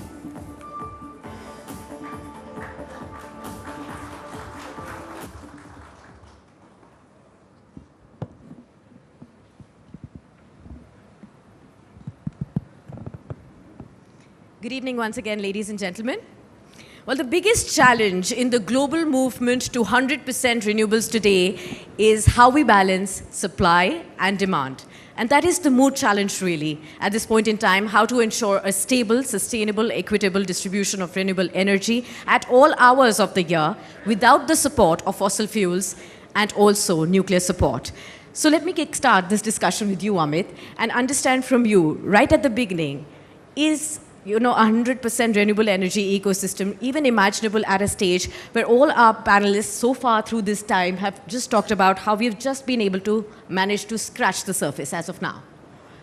Thanks, Sakshi. I think, renewable power, round-the-clock power, that's the topic, right? I think India, we've bid out some round-the-clock tenders, but it's not round-the-clock 100%, right? It's PLF of 80%, which says, okay, it can be oversized. It's not actually giving us power 24/7, which is the term that we use globally, which means that every kilowatt hour, every hour is a renewable power, right? So I think we're far away from that indeed. I think currently the round-the-clock power that's being bid out, it's more oversized capacities.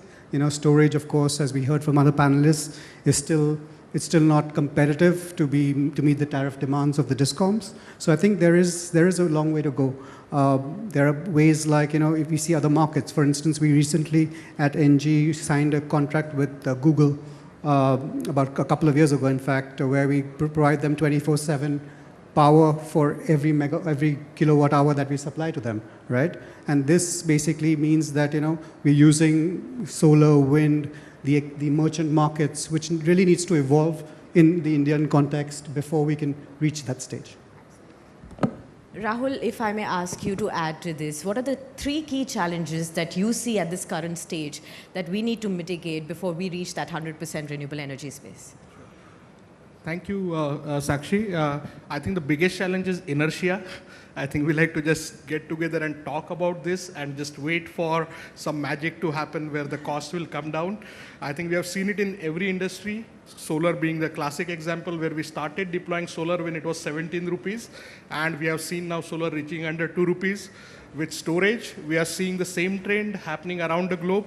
At the cell level, the costs have come down more than 95% in last 15 years, where around the world we are seeing a lot of projects. Unfortunately, in India, we have been just saying that, no, it is not economical, we want to wait. We want to wait for manufacturing to happen. Yeah. And without doing the demand side activities, manufacturing is not going to happen. So that's where the biggest challenge is. But the good news is that finally with last 5 years of effort of India Energy Storage Alliance and NITI Aayog, we have now 50 gigawatt hour manufacturing being set up in India. And in fact, with the kind of interest which is being generated, we have now already set a vision for setting up 500 gigawatt hour manufacturing for advanced energy storage in India. And we will get there. This year, we are expecting more than 15 tenders, which are almost at few hundred to few gigawatt hour scale, including energy storage, we are all going to come out. And I think finally we are reaching a stage where we are going to go beyond the discussion and start implementing. The biggest learning which I would say is that as a CS, we manage more than 2 gigawatt hour of energy storage in North America as part of a 18 gigawatt portfolio. And there are a lot of optimization which you can do when you are actually operating and managing the asset. It is not going to happen just because of the capex reduction. And unless we start deploying projects, starts learning from it, we will not be able to capture that. Right. Thank you for that take, Rahul. Mr. Maheshwari, if I could take that point forward with you. The key challenges right now that we face to transition completely to renewable space, and what are private players such as yours really contributing in a fast transition or a faster transition to that goal now? Thanks, Sakshi. So I'll address your first point first. Second point, that how are private players doing? So, private players who are large consumers of energy have at the same time a very good decarbonization goal. And one of the energy transition is seen as topmost priority in every board meeting now. So if that is the kind of attention it is seeking, everybody is doing that. So the 10-year shift which we have seen in adoption of renewable is now happening, how we can get this 24/7. So that shift needs to start.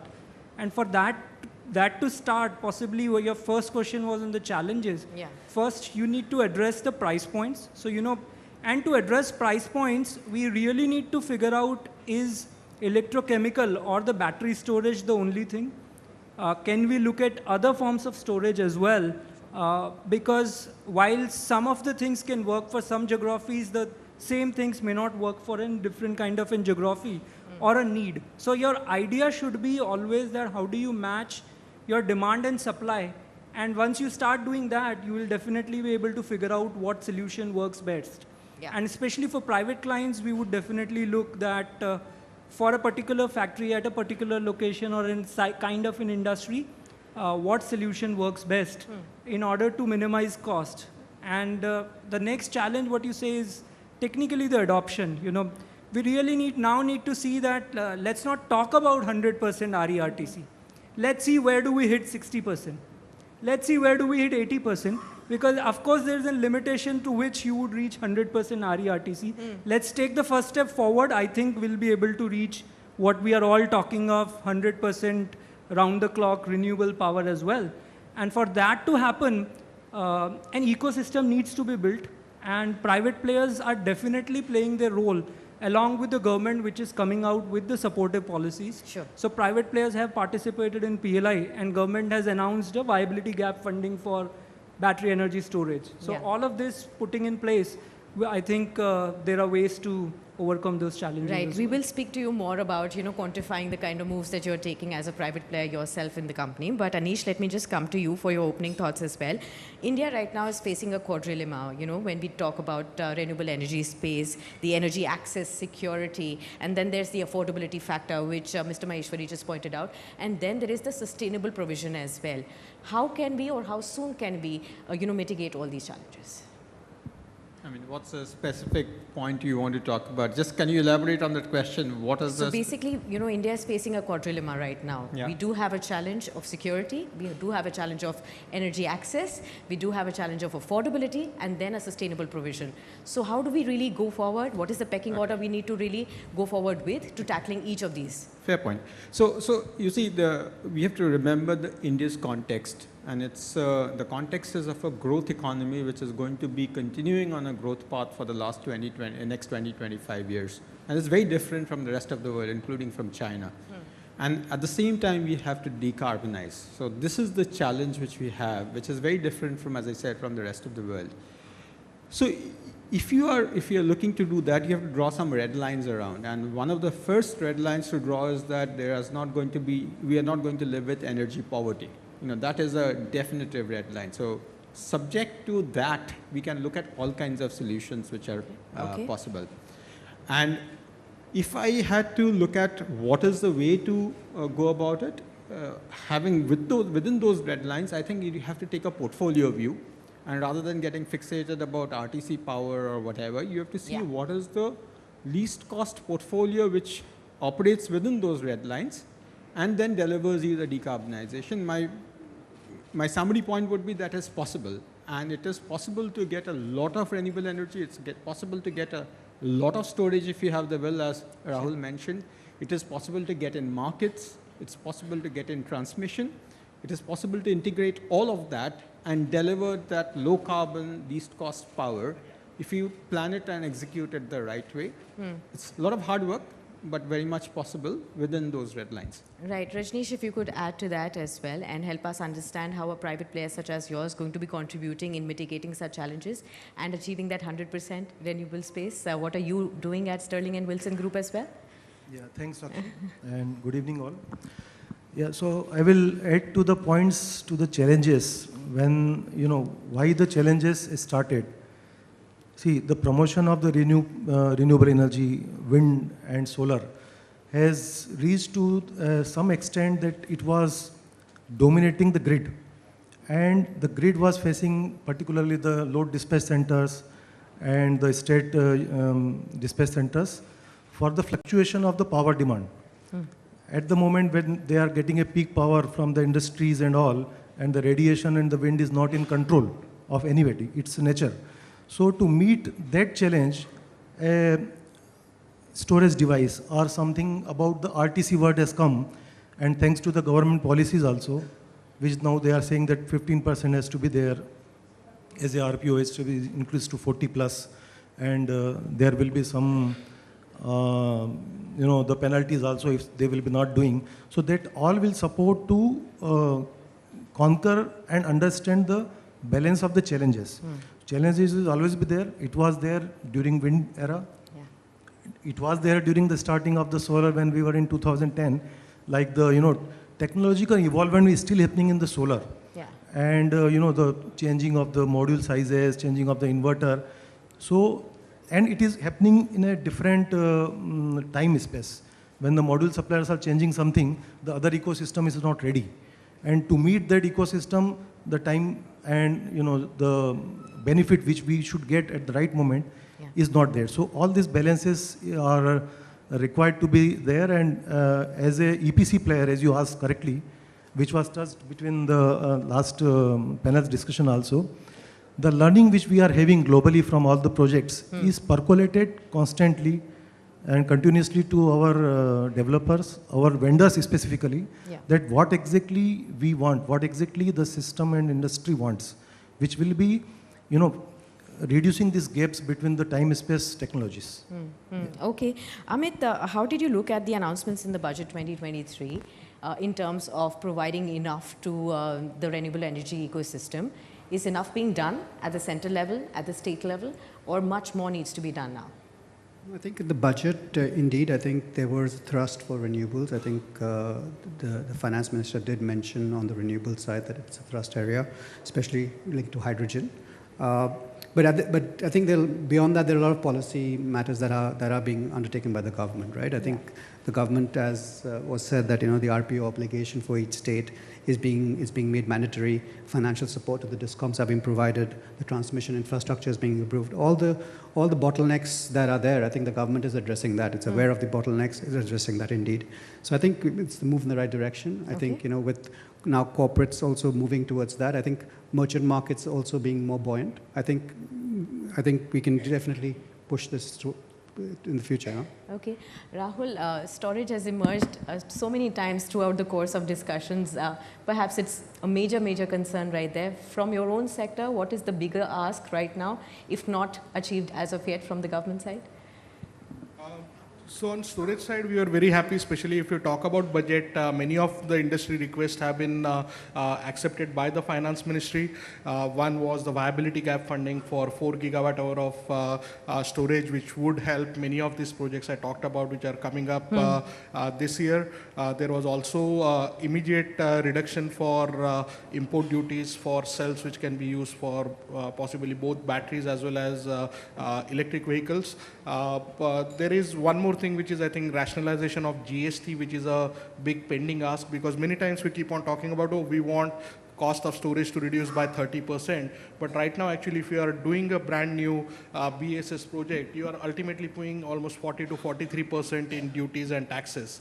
So that's something which, especially for next 2 years, 3 years, if we can provide some relief on that, that will achieve the immediate reduction, and the demand will support manufacturing, because we are going to see a lot of manufacturing being set up, and most of the manufacturing facility which is happening in terms of gigafactories will be able to serve both stationary as well as e-mobility. But right now the demand generation on e-mobility is happening at much faster pace. That's where maybe the expectation is in the first set of gigafactories will be mainly catering to the e-mobility sector. So now we are also expecting Ministry of Power to release a follow-on PLI where there is a focus on stationary energy storage. Well, we will hear from the minister very shortly on that, and you can ask that question directly to him too. But Kapil, to you, I wanted to understand anything more that you will require from the policy side, from the government side at this point in time to ensure a faster, sustainable transition? See, I believe when things needs to happen, the marketplace will play its role. You always cannot go back to the government in terms of asking for too many things. Because they also have their own limitation. The only thing what I feel, we have been taking steps, and steps are all in the forward direction, is, possibly the certainty on policies.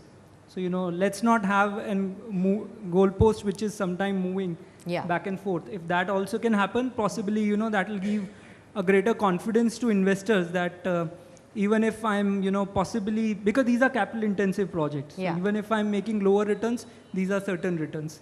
And not going to reduce even further as time passes. Okay, so PLI or any other incentives that you'll be looking at from the So, government we side? have participated as Reliance in both the PLIs which the government has announced, and possibly the second phase of solar PLI which is coming also. So, we won the PLI for ACC PLI, battery storage as well as in the solar. So yes, that's a step which is in the positive direction. Right. Kapil, Anish, if I can come to you, that, fiscal policy or political support, what is the need of the hour right now if we want to ensure this transition? Actually, more the political support. And of course, you need both. And as Rahul mentioned, there is a lot of disconnects in fiscal policy, which we see happening all the time. And then there's no consistency necessarily.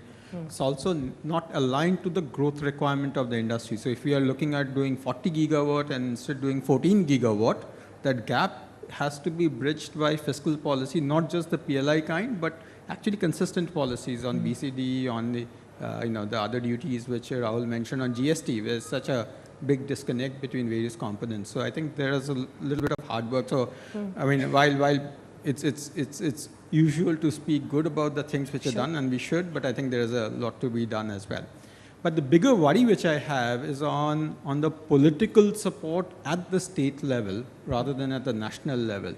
Now, it's not that the states don't support it. You speak to them individually, they support it. But what happens is that their priorities become very different. They are not always well funded to let go of a lot of things. So the wheeling, banking, everything costs them money. Okay, and the moment the renewables become more and more, it is going to cost them more money.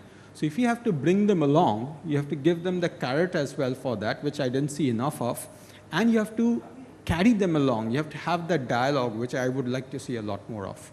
Okay. Rajneesh, what about you? GST, PLI, anything else that is on top of your radar when you would want to ask for policy intervention from the government even now? Yeah, from the policy perspective, the manufacturing is one thing which is talked about, the in-house and IGBT and all this semiconductor was discussed. In the same way, the manufacturing of the components in India, and mostly the right mix of the RTC, when there are tenders and there are things which is mostly is very vague on account of that what should be the mix of the technologies from the RTC perspective. Yeah. So the best possible optimized cost to the power, which is the average power of the RTC was discussed in the one of the session, will come when we will be doing, there are softwares and there are things which is worked upon, that what percentage of solar, what percentage of wind, what percentage of hydro, and without thermal none of the renewables can work. That is a fact. So, and this was also talked about, that if you will be investing all these combinations, and thermal will be reaching to such a point that it will be not viable, and the thermal power plant owners will say, no, we are not interested to support. And at that moment of time, these policies are required to be made, that what right mix of the technology is needed. And then only the developers and the EPC contractors will work upon to meet, and this will be the path forward for meeting the cost objectives. Right, absolutely. Anish, I wanted to understand from you, you must have done some studies independently as well. When we talk about, 100% goal of renewable energy, round the clock renewable energy going forward from here, 2070 as the net zero target as well. I was reading somewhere there's a $90 trillion kind of an investment globally that we will have to incur. That is currently the size of the global GDP as well.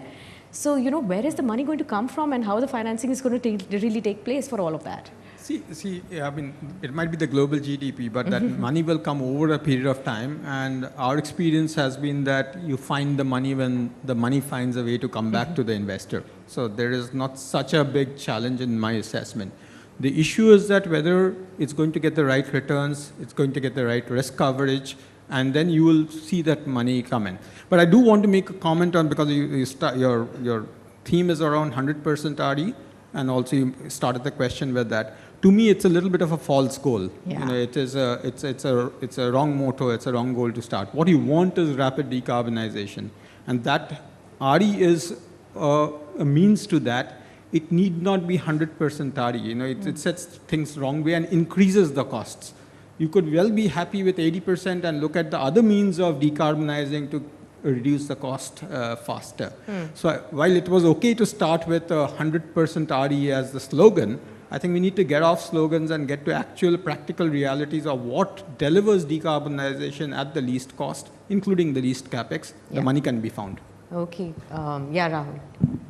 So I completely agree with Anish. I think we could have done, like, for example, with renewables, we did not start straight away with the 100 gigawatt goal, right? We started initially with a national mission with 20 gigawatt goal, and we provided a clear roadmap to the industry, which gave industry confidence to invest in capacities and capabilities. Same thing is required with even trying to make renewables more dispatchable. I think before we get to 100% RE, we need to start looking at how we can improve the flexibility of renewables, and their energy storage should have been actually playing a role for last 5 years.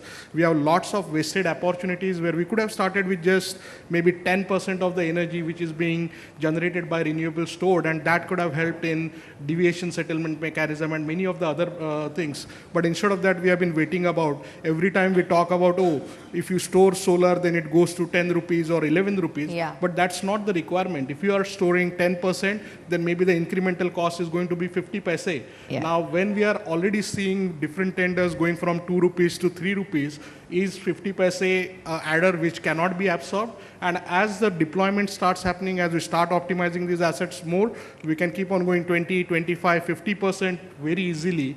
And that itself will help a lot, because we do not have a demand which is a completely flat 24/7, right? So there is a demand flexibility. We need to not only be talking about solutions on the generation side, we need to allow demand response or similar market mechanisms, where actually in India, we have huge amount of storage already deployed on the customer side. We can actually enable that to come into it.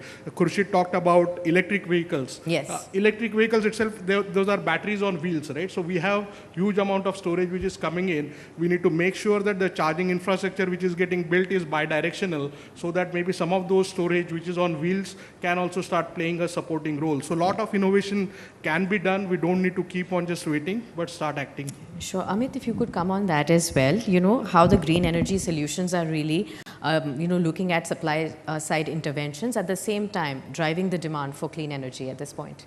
Just to pick on Rahul's point, right? I think, the storage in India that we is looking at is only basically for peak shifting, right? But globally, we see other business models for storage to make storage viable, right? I mean, we see, negative pricing on grid support and voltage support. That makes storage affordable, even with the current prices of batteries that we have in the market, right?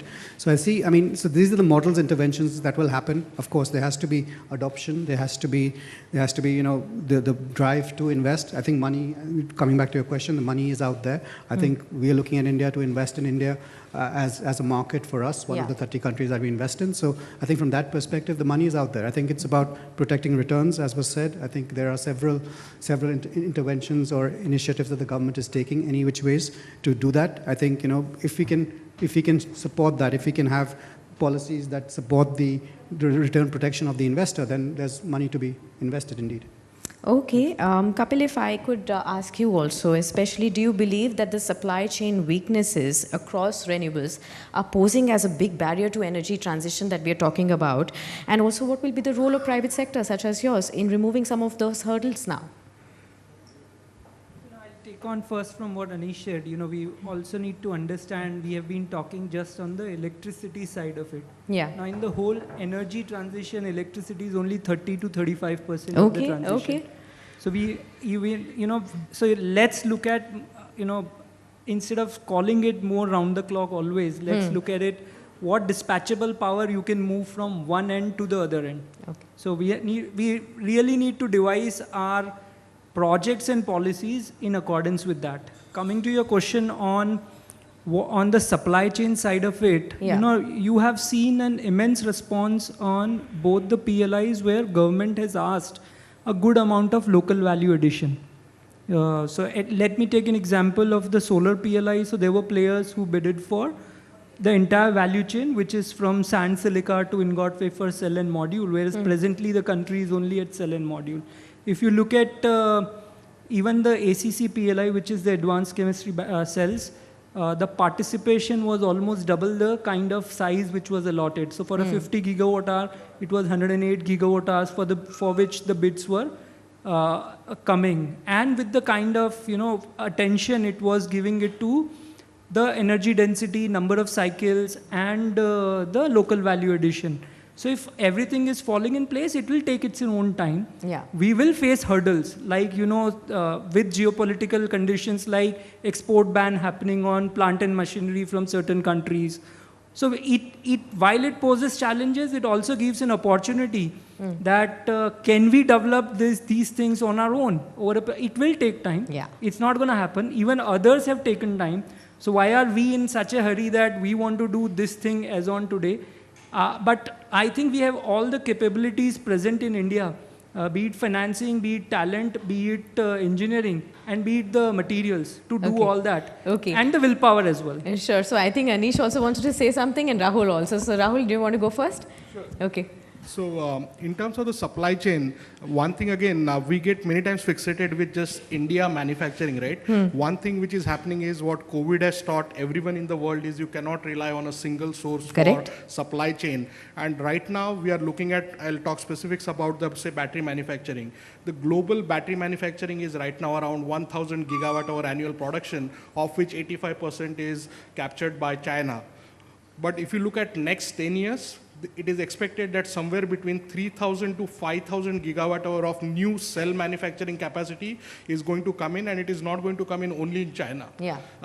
Almost half of that is going to come in outside China, and most of these countries are looking for a reliable partner in addition to China. So again, I don't want anyone to expect that suddenly all these countries are going to move away from China. I think China has done tremendous work, and we need to respect that, and we cannot get away from that. But as India, as the India Energy Storage Alliance, last month we have set a vision where we are saying that by 2030, can we aim at being 10% supplier for the global advanced battery manufacturing, and by 2035, 20%. Sure. That would create opportunity for almost 2,000 gigawatt hour worth of supply chain globally to be served from India. Sure. And I think that's an opportunity we can capture. Sure, absolutely. Anish, I mean, like you were sort of disagreeing with what Kapil was saying, perhaps. Just clarify if that is the thing. Okay, but I wanted to ask you, of course, you can make that point after his discussion, but I wanted to ask you that, we usually say that supply chains are only as strong as the weakest links. So we rely on imports. We also rely on the growing need for the skillful workers as well, and the domestic manufacturing capacities, which are untapped so far. But can all of this really make clean energy industry really vulnerable to, say, production shortages going forward from here, to trade disruptions, and even natural disasters? See, that's not the only thing which will disrupt this industry. This industry will disrupt itself. So hydrogen in one form will disrupt hydrogen in another form. Yeah. Okay, so we need to be ready for that disruption. And I think that's something which we need to recognize. I see this question in a very conventional lens. It's coming from a very conventional lens. But if I look at the innovation ecosystem which is playing out now in the last 3 years and during the COVID period, you went into COVID with certain knowledge, you came out of COVID and you see what's happening. It's a very, very different thing. So I would not be excessively worried about traditional supply chains. I would be more worried about seeing that we keep the innovation going. Yeah. There's a youth of the country who are doing fantastic work, and they will solve some of those supply chain problems also. Right. Rajneesh, what are companies such as yours doing in R&D, in innovations, technological development, exploring the trade, collaboration, to really have an integrated renewable energy generation, storage, distribution, all of that? Yeah, so I will take the points from Kapil and then Anish. So basically, we are regularly, mitigating the supply chain challenges to meet the deadlines of the project and the commissioning, the time which is agreed. So basically, not only, if we talk about battery, which is a very nascent stage at the moment, but all the renewables will require the support system of BOS. And BOS components, whether it is a transformer or cable or, other, steel structures, supports or civil engineering, all this is a conversion of raw materials of steel, copper, aluminum, and cement industries and all. So converting all for generating a renewable energy, this supply chain should not be on such a pressure to meet all this demand. Shilpa already touched that the mining should not be in such a way being done, which will be, again creating a green power into a different perspective.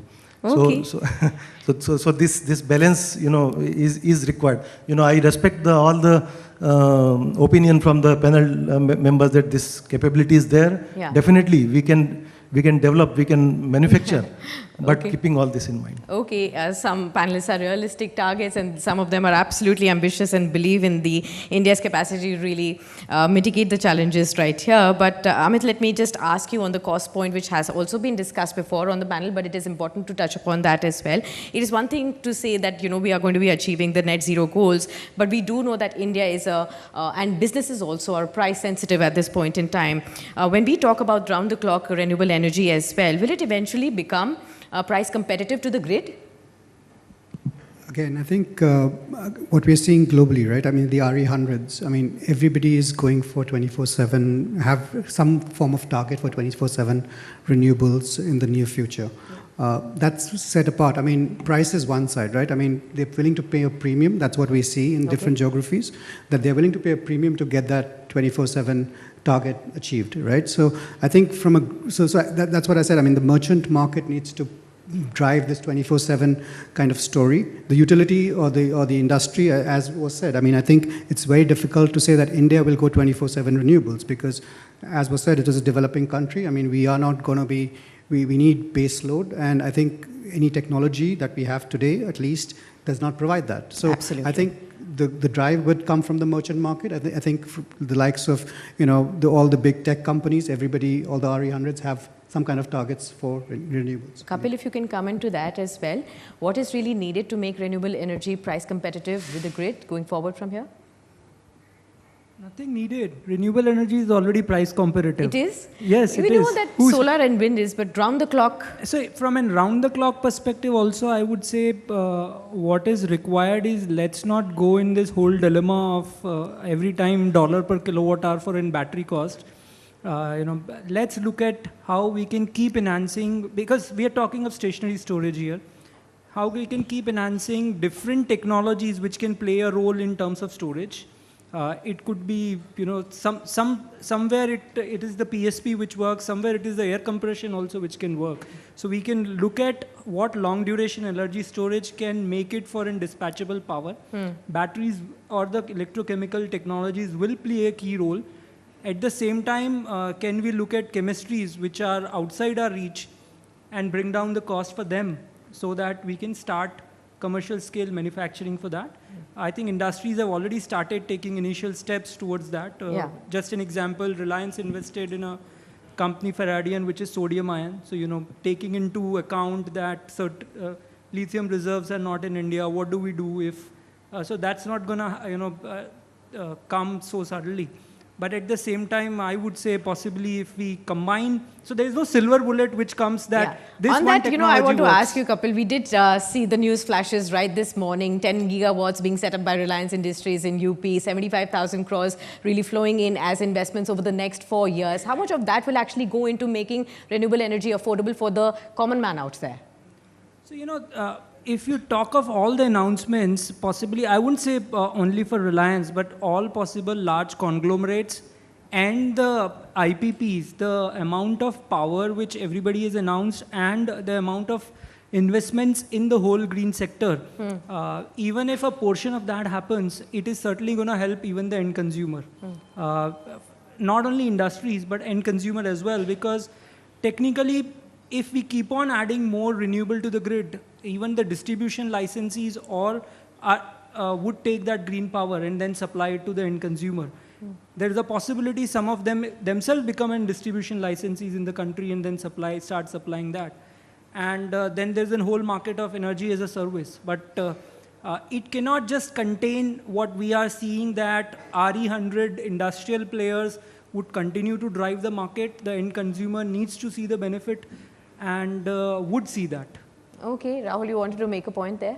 Yeah, in terms of the price competitiveness, I think many times we get fixated with these large tender prices and try to just compare that, right?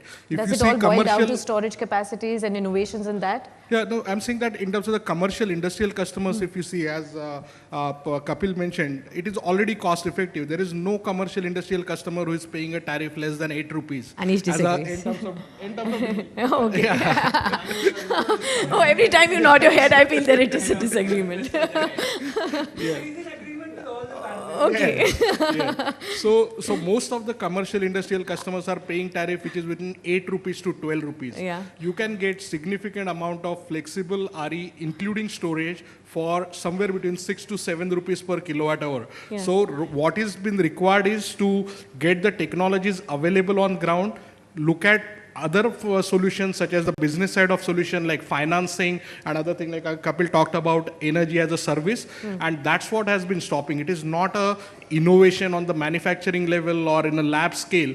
Those things will happen, those things will come up. We don't know in next 10 years, 20 years which technology is going to dominate. Already in last 15 years of working in energy storage, I've seen more than 20 different technologies being tried to get commercialized, and many of those will continue in future as well.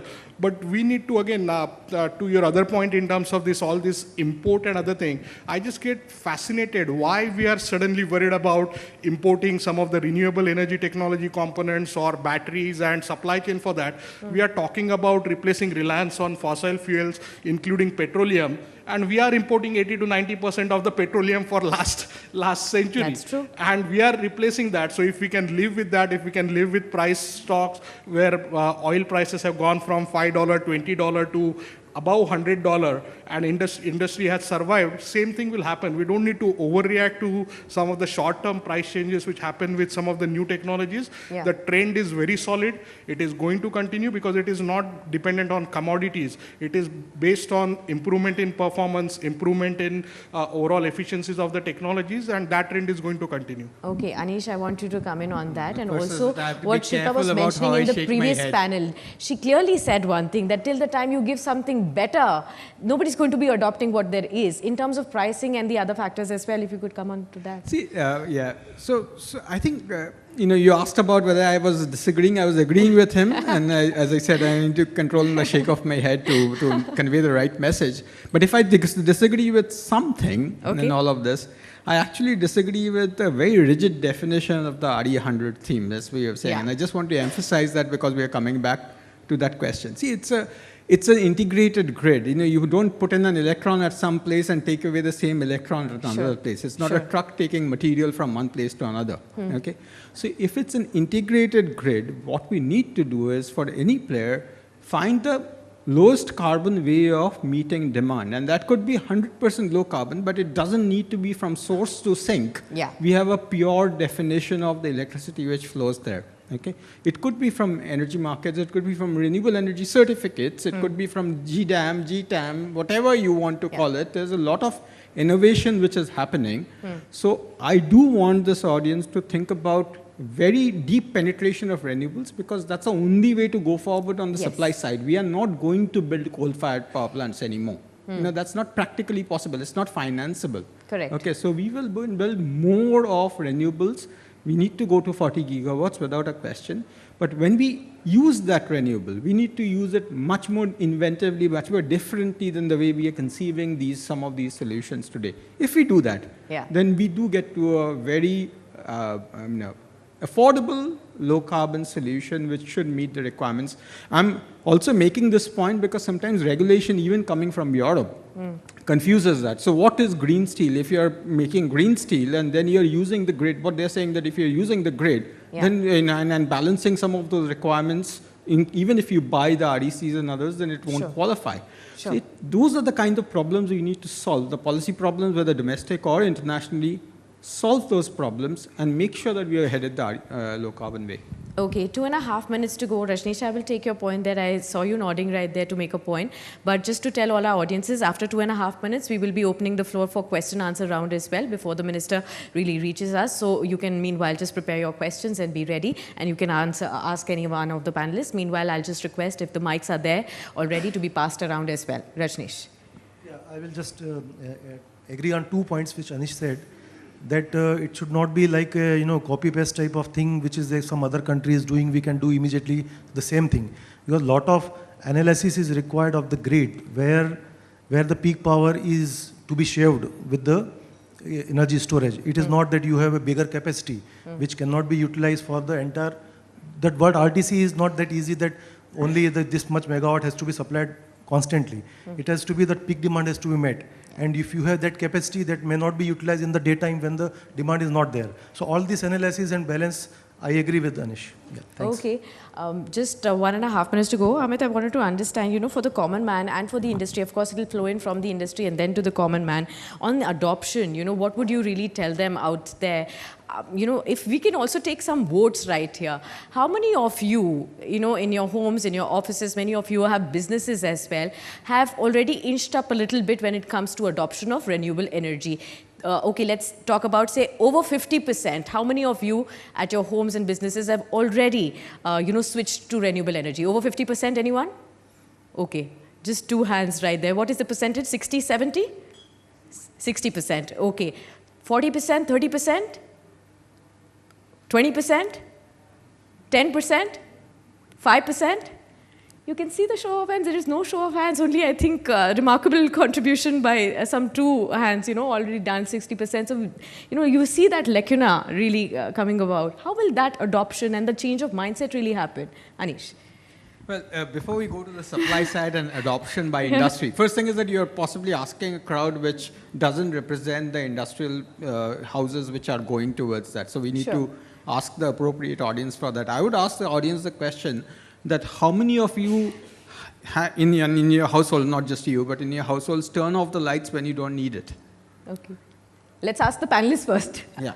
I do it. My family doesn't do it. Yeah, we do that. And I think there's a lot of case where we misuse electricity and energy. I think that's the first sensitization which needs to happen, that conserve energy, use it judiciously.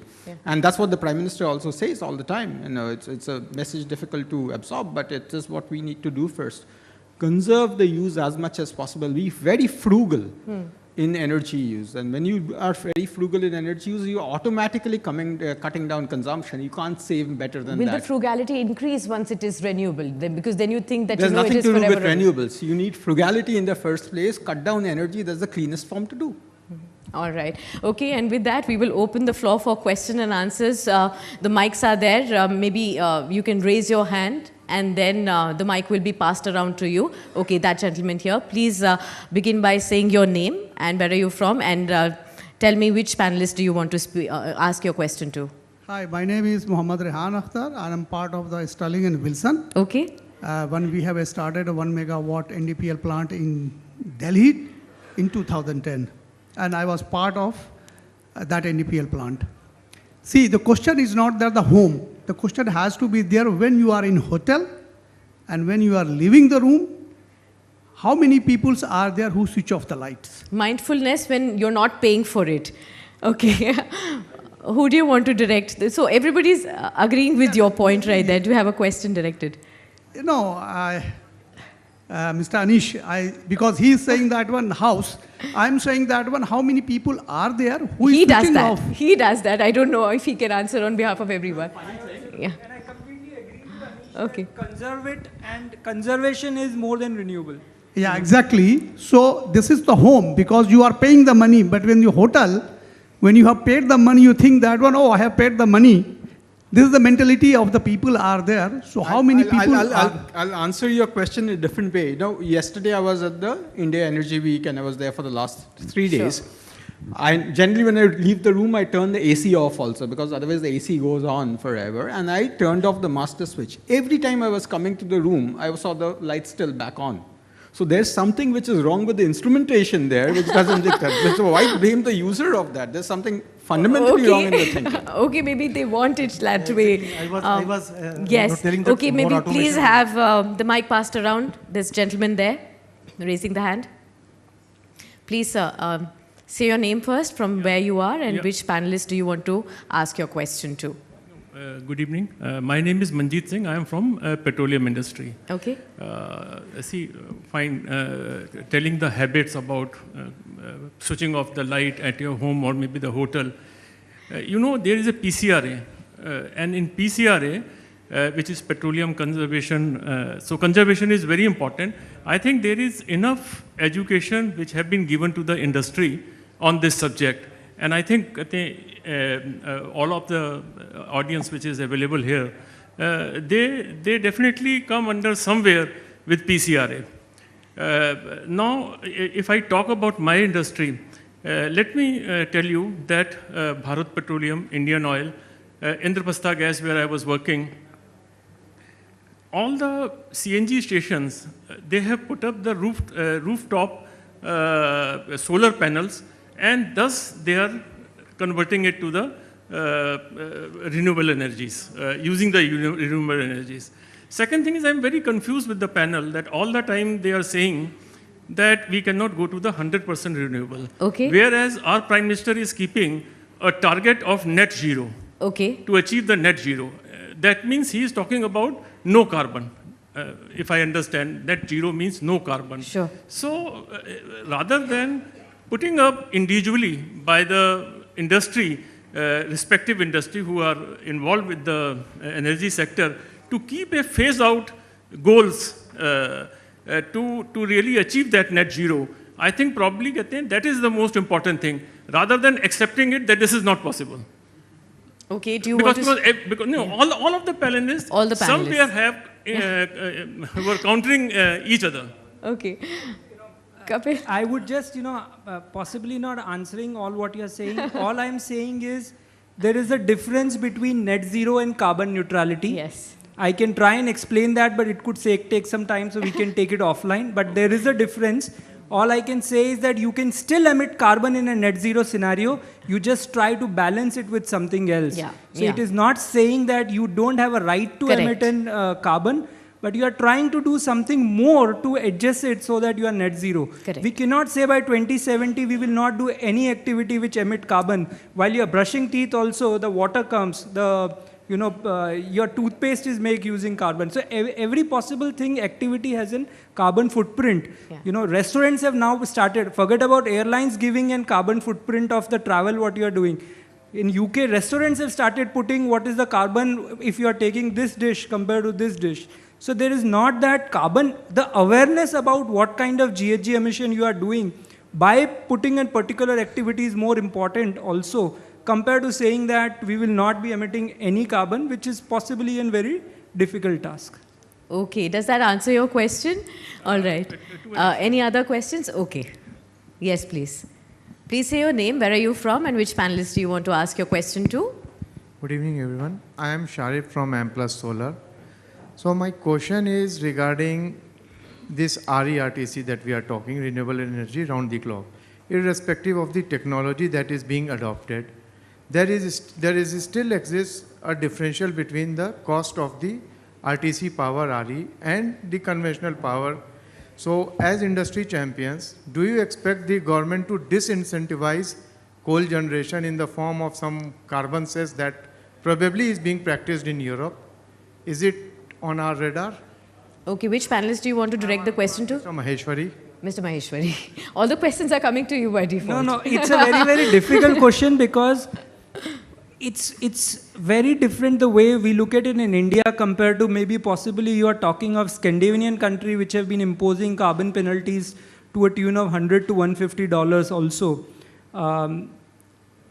India is a growing country while, and being developing country, we would see activities which continues to emit carbon, and just putting in carbon penalty, which is very huge, could reduce the pace of our development.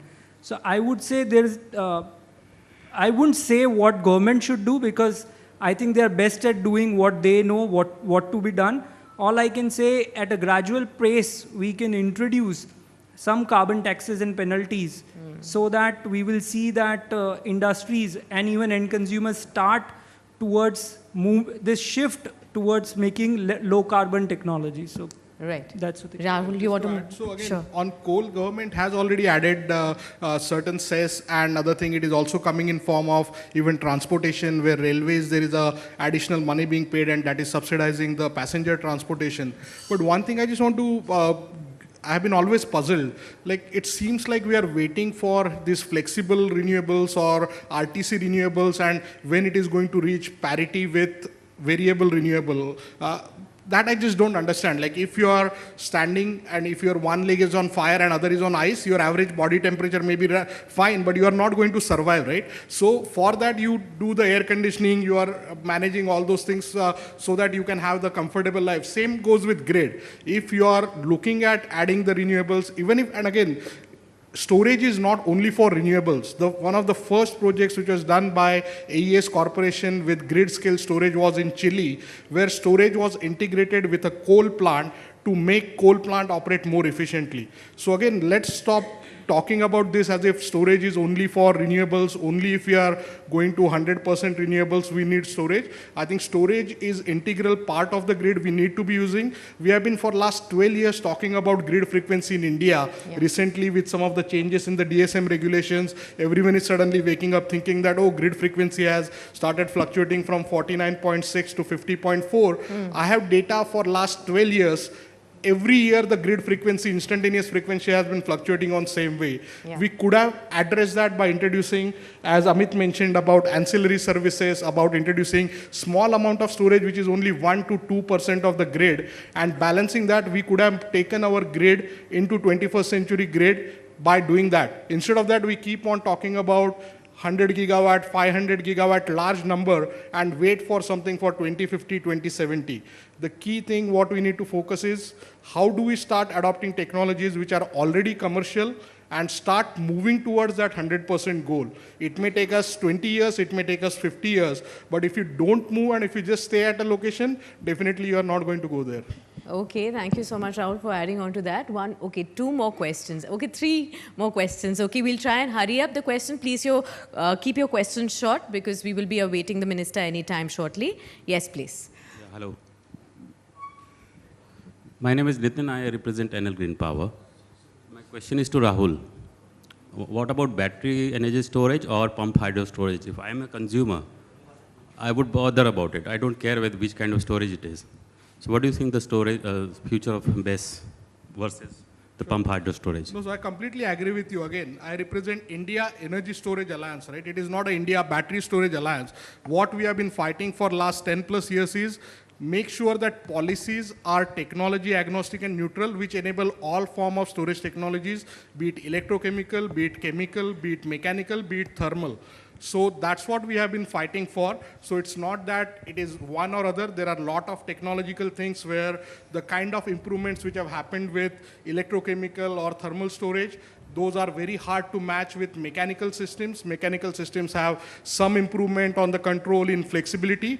But if you start looking at trajectory and if you're looking at some of these assets which are expected to have a life of 35, 55 or 100 years, and you are seeing there is an alternate technology which may be right now slightly at a premium, but you see a clear learning curve of 10%, 12%, are you going to put in all your eggs in a technology where for next 50 years you are going to be paying based on current differential? Or are you going to be adopting a mix of technologies where in maybe 5 years you may not need some of those technologies? That's where a lot of stranded assets get created in the grid, and we have so many examples around the world where regulators have tried to push a technology just because they felt that was the best technology at given point, but within 5-10 years they have ended up becoming stranded assets. Okay, Mr. Darwala, you had a question. Who do you want to speak to? Can we have the mic please passed on to him?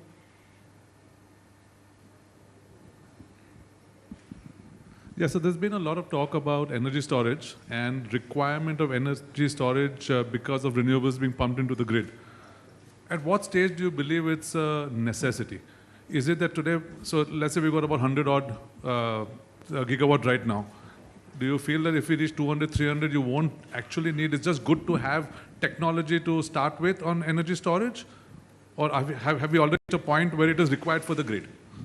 So Khurshid, you know my views. We have discussed it maybe 4 years, 5 years back. 4 years back. Exactly. 4 years is a long time. So my view was 4 years back, it was required. It is, and again, it is not about moving towards 100%, right? There are things where, for example, we have, I think most of you are solar experts, you know this better than me. we are doing solar clipping, we are actually wasting 20%, 30%. In some cases, I'm hearing numbers which are even 80, 100% in terms of the clipping, where we are wasting all that energy and we are just sort of putting it in a financial structure saying that, oh, that wasted energy doesn't matter. Ultimately, one side we are talking about moving towards clean energy, and then there is a clean energy where we are investing in terms of all the solar panels, all the manufacturing, all the carbon footprint which is going into manufacturing that, and then we are wasting 20, 30, 40% of solar energy which is generated by not using it. So I think storage was required 10 years back.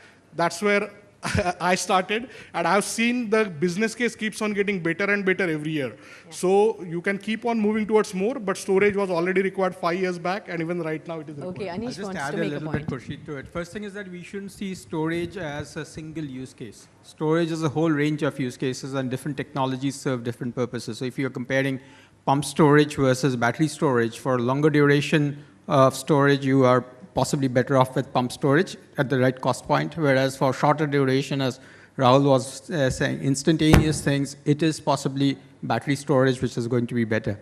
But I also want to draw your attention to the fact that we have already storage in the form of fuel storage. So you store energy either in the form of fuel, or you produce the energy and store it in batteries or devices, okay? So storage is an inherent need of the power energy system. You just cannot avoid it. The question is that what is the low carbon storage? When you store as fuels and you burn the fuel directly, it becomes high cost, high carbon fuel. Whereas there are alternate forms, basis renewable energy, which we are going, where after the energy generation, we need the storage, and that's where this comes. This equation is changing. I just wanted to bring home the point that storage is inherent requirement, whether as fuel or as energy produced and thing, or as hydrogen, which is somewhere in between, okay, as a necessity of the energy system. Thank you so much, Anish, and thank you, Rahul, for answering that question. I think a gentleman there was looking for the mic. Yes. Good evening, everyone. This is Ranjit Singh. I represent Regas Engineering. My question to all the panelists, that we are talking the most important point at the last part of is the energy efficiency. We know the cleanest form of energy today is nothing but the energy efficiency. So when we are talking about that, how do you feel that the solar or any renewables can achieve that maximum level of energy efficiency, number one? And number two, how this can be achieved? And how much time do you think that India can be dependent on renewable sources?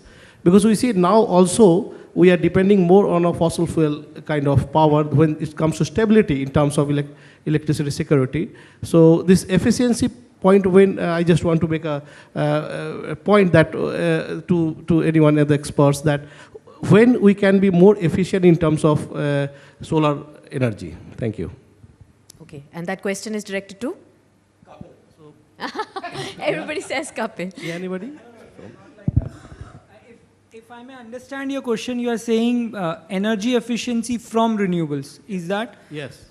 So I would, possibly it's two different sides of it. Energy efficiency has nothing to do with the renewables. I would say energy efficiency is the way you would use that energy. Most of the time we are talking, when we talk of energy efficiency, replacing these bulbs, etc., with LED. So to me, this looks like the very, very baby step. We really need to move as, as industry or possibly as thought leaders, that this was the first step which we would have done possibly years back. Now we really need to figure out solutions in every single aspect what we are trying to do as an industry. And seeing energy efficiency is the, possibly the minimization. And the minimization, one of the things, as Anish also mentioned, is conserve that also.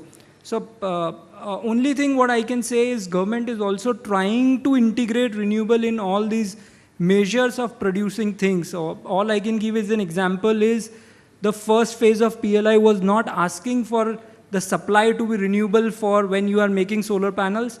The next phase, it's introduced that 20% of that needs to be renewable. So it's the step in the right direction that while you are trying to promote domestic manufacturing, you are also trying to put some mandates on usage of renewable power. Okay. And to add again, one of the reasons why Kapil and Rahul are the chat GPT now, and they are answering all the questions on the floor. Yes, Rahul.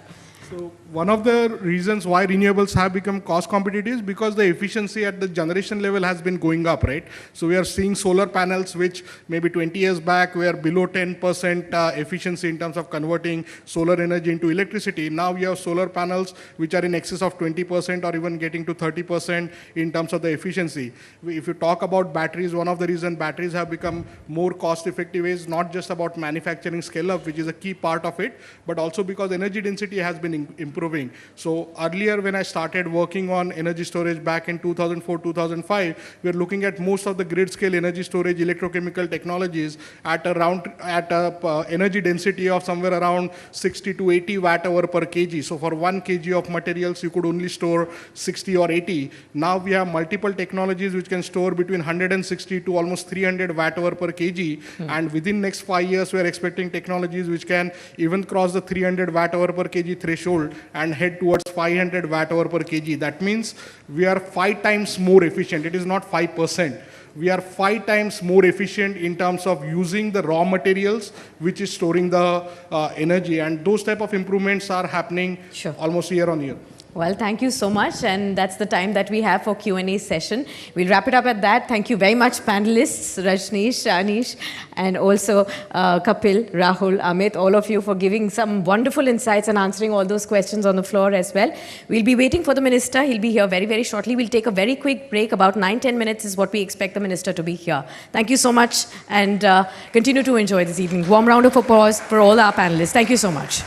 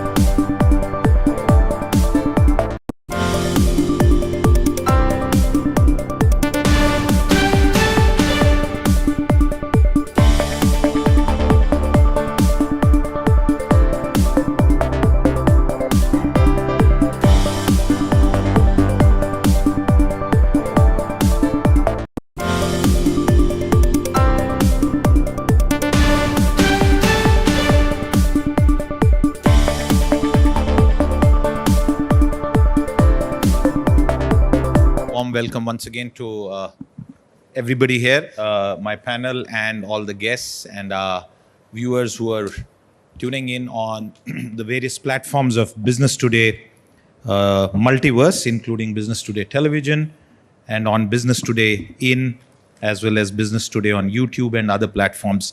My panel here is a very eclectic panel, very well-chosen panel, and I would say we'll be able to get a mix of views in the 45 odd minutes that we have on this discussion today. And since we are talking about future trends, we'll try and keep the focus on the future, and the future is always better. At least that is the mantra that most Indians live by. We look at the future and are able to go beyond the present. I'm going to start with Mr. Ramesh in terms of the subject for our energy transition. Transition is a pretty simple word, but it involves a lot of painstaking detail. Moving out of what is a carbon-fed economy is an imperative for India. It's also backed by the need from a climate point of view, but it's a massive cost. And globally, while the developed nations have been talking about this transition, they haven't really put their money behind where their mouth is as far as helping countries like India achieve this transition in a sustainable and fast manner.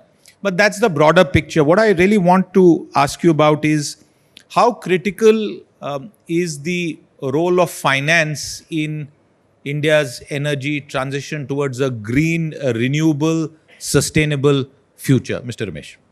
Yeah, here you go with the mic. Thank you, Siddharth. Just hold it closer. Yeah. Thank you. Wonderful to see all the ladies and gentlemen, who's who of the industry here. Of course, it all starts with finance. So, I naturally expected this could be the first question for this panel discussion. To give a context, what are the financing, requirement? Down, take our seats.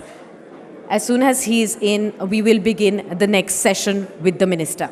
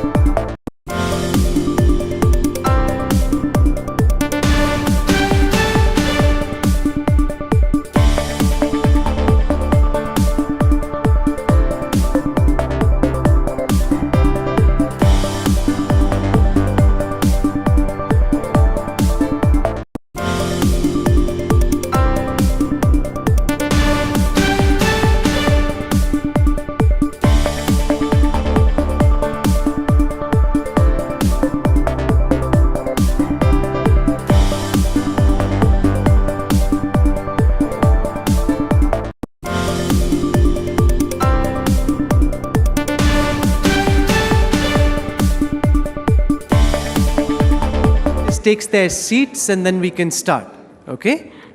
So if everybody just sits down, gets settled, and then we can just get the minister in and start.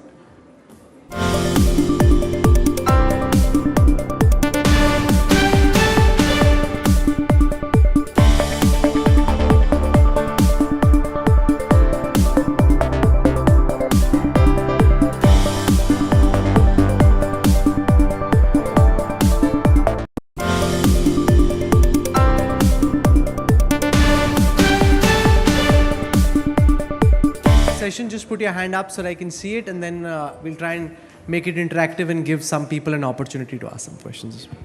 Come, Minister, can we have a warm round of applause as we welcome to the stage the Union Power Minister, Mr. R.K. Singh. No, and I just want to mention before we start that the Minister was actually at a very important family function, and he's actually come out of that family function to be with us this evening, and he has to go back there right again. So I deeply appreciate this. Thank you.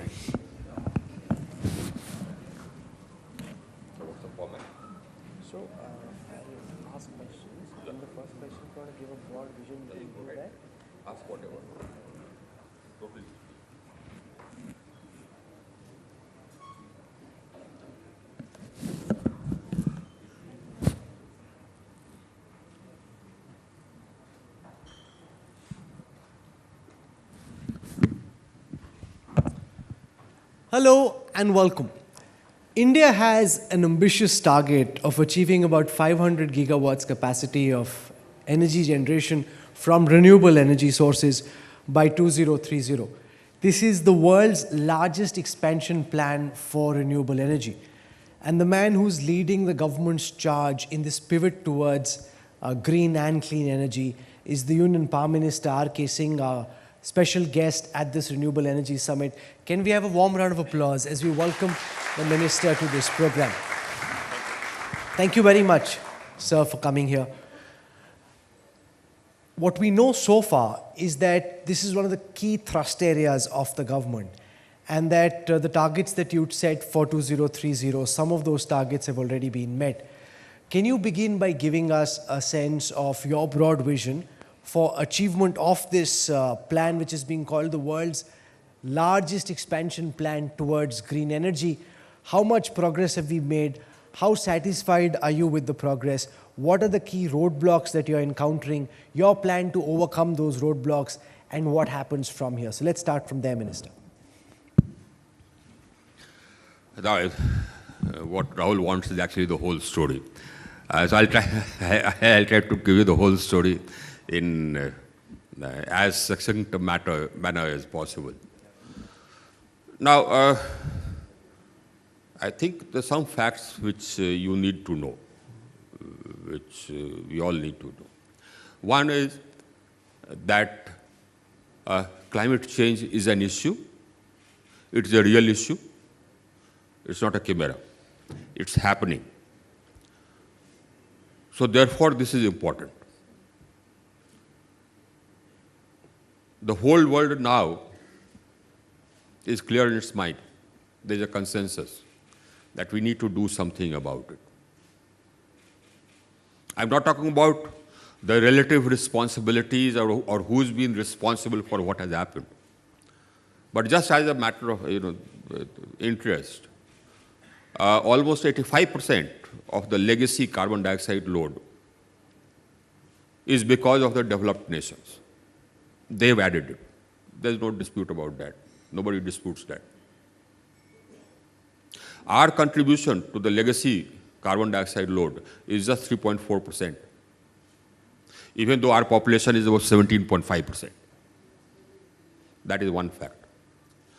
On a per capita basis, our emissions are 1/3 of the global average. I'm not talking about 1/3 of a developed country, no. It's 1/3 of the global average, which includes all countries, developing and, countries in Africa with very limited access to energy. There are about 800 million people without access to energy today. So we emit, on a per capita basis, one of the least in the world. We are the least one of the lowest emitters in the world.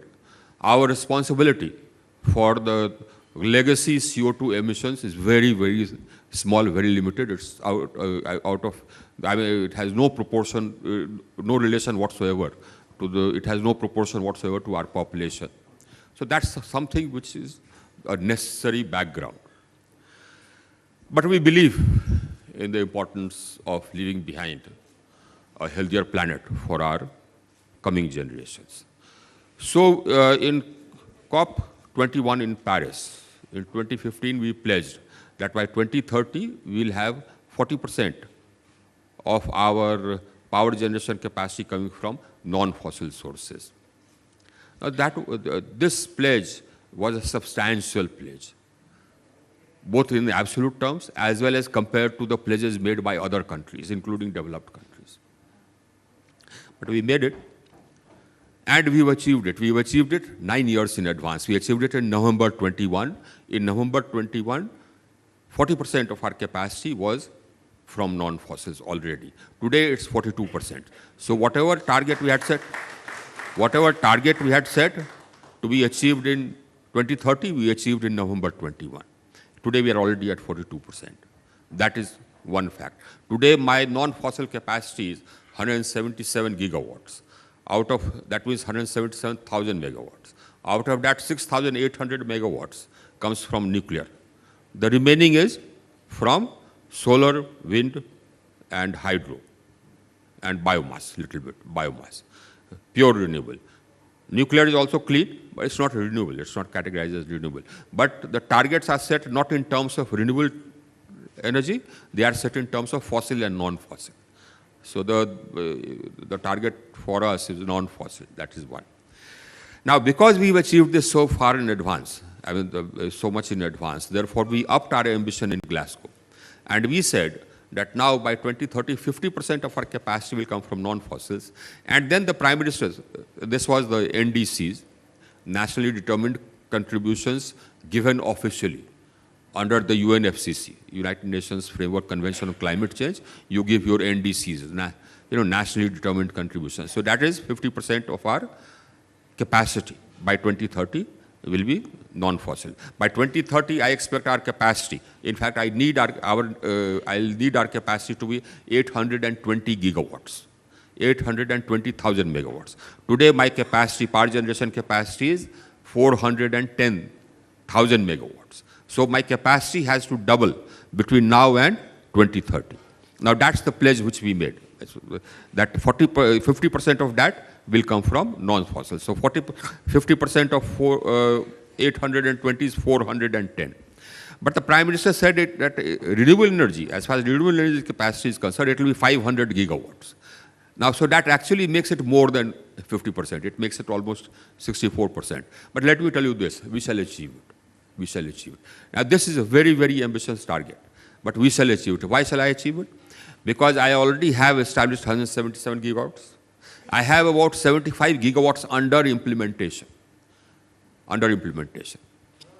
So that makes it about 250 gigawatts. I need to do 250 gigawatts more, which I shall do. I am very confident. Why am I confident? Because I am going to do at least 7-8 million tons of green hydrogen. If you talk about 8 million tons of green hydrogen by 2030, now that requires 25 gigawatts per million ton. So 8 million tons will give you 200 gigawatts. So I'm there, only by green hydrogen. Apart from that, I am adding a lot of capacity, solar, wind to my grid. So I'll make it. But already, our rate of capacity addition has been one of the fastest in the world. We have emerged as the most attractive destination for investment in renewables. All this capacity addition which has happened, we have not had to put in any money. Every major fund in the world is invested here, and more are coming. We have built up a huge ecosystem for renewables. I have at least 15, 16 companies which are, the world-class companies competing amongst each other. Each one of my bids is hotly contested. Now I have added one more ambition to that most of it will be made in India. Now that has been a challenge. Our capacity, so I'll come to that later, but that is one of the challenges which you can note for future discussions. Make in India. That's a challenge we have taken up. Emission, the other NDC was about emissions reduction, straight away. Now, when you replace energy from fossil fuels by energy from non-fossils, you are reducing emissions. But there are other sectors in which you need to reduce your emissions. Industries. So for industry, we have a program called Perform, Achieve, Trade, in which efficiency standards and emission standards are set for industry, specific standards. If they achieve it, fine. If they overachieve it, they get energy saving certificates, which they sell, which they can sell. If they underachieve it, they have to buy those energy saving certificates, or they pay a penalty. Now that has resulted in a reduction of CO2 emissions by 106 million tons per annum. 106 million tons per annum. Just in the 4th cycle. I have, the underway about 8 cycles. In each cycle, we pick up some sector, some industries sector. Then we have the largest LED program in the world. And that has resulted already in reduction of CO2 emissions by almost about 100 million tons of CO2. We have something called a star rating program. So air conditioners, all these appliances, air conditioners, refrigerators, you name it, we star rate it, 5-star to 1-star. 1-star gets outlawed every 2 years, and 2-star becomes 1-star. That has resulted in reduction of CO2 emissions by 53 million tons. We have put in place an energy conservation building code for commercial and industrial buildings. And that has been adopted in the bylaws of most states. 1 or 2 are remaining. We have come out, and buildings will account for about 24% of our energy consumption. We have come out with another Eco-Niwas Sanhita for residential buildings above 100 square meters. And we are making that also mandatory by putting it in the bylaw. All told, in 2019, when we carried out an assessment, we had reduced our emissions intensity by 29%, against a target of 33% by 2030, mind you. By 2030, I have to reduce our emissions intensity by 33%. We achieved a reduction of 29% in 2019. I think we are in 23, we would have reached about 31, 32%. So that's why, again, we upped our ambition in emissions reduction in Glasgow, saying that by 2030, we'll have reduced our emissions intensity by 45%, up from 33 to 45%. So we are, in short, we are a world leader in energy transition. And we intend to continue to remain a world leader. Now, what are the challenges? Now, this is not only for energy transition, mind you. This is also for meeting my energy requirements. If we had not added this capacity, we would have had problems, major problems, because our demand is growing rapidly. In the 2 months, November, December, they grew by 25%. Overall, during the year, it has grown by 10.5% over last year. 10.5%. I mean, the fastest rate of growth of demand in any country in the world. That's because we added 29 million consumers. We achieved universal access in 19 months. The International Energy Agency called this the fastest expansion of access in the world, in the history of electricity in the world. No other country has added 29 million consumers, mind you. If you total up the population of Europe, and of 4 or 5 countries in Europe, it will add up to about 29 million. So we connected that many in 19 months. Universal access. So that has led to the demand growing at such a rapid pace. And I could not have met that demand if I were only reliant on thermal. Now, the coal production has grown, but not as fast as our demand. And our demand will continue growing because our economy is growing. Our economy is growing at around 7%. Somebody places it at 6.8, somebody places it at 6.9, somebody places it at 7. But by and large, this is the figure of our rate of growth now. That is what will continue. And for that, we need energy. And coal, as I said, there are limitations to the rapid expansion of coal mining because you need environmental clearance, it takes 2 years. We shot ourselves in the foot by making environmental clearance so convoluted. Then you need to acquire the land, again takes 2 years. We changed the Land Acquisition Act, remember? And we upped the compensation 4 times. That, of course, is one part. But the procedure, we sort of made it convoluted, takes 2 years. You rehabilitate people, and then you can start a mine. Then you can start a mine. So that is why adding renewables was important. And this is what has enabled us to meet this expansion. I mean, about 25% of the energy was coming from renewables during this crunch period. That crunch period has not gone. And there was a period, a couple of years back when I was so happy, I felt that now we have surplus capacity. But that was short-lived. Now we don't have surplus capacity. So now the challenges. One challenge, of course, is, the renewable is not round the clock. Right? So when the sun shines, you have solar. When the wind blows, you have wind. When in the night, when the sun has set, you don't have solar, etc. So you need storage because you need electricity round the clock. Storage is expensive. The whole, all the developed world has been talking about energy transition and how necessary it is and how climate change is a problem, but they did nothing about it. They did nothing about it. So we have had to start. Now, how could the price of storage have been brought down? By adding volumes, by adding manufacturing? It's not there. It's not there. We have had to start from scratch. So we are adding manufacturing of storage capacity. And we are adding volumes to demand. But guess what? I came out with a bid for 1,000 megawatt hours of storage. The cost came to 10 rupees per unit. And it was one of the largest bids in the world. Today, the largest established capacity of storage is 450 megawatts in California. That's what the developed world has done, nothing. If they had been serious about energy transition, they would have put in place more manufacturing capacity for storage, and they would have added to the demand for storage.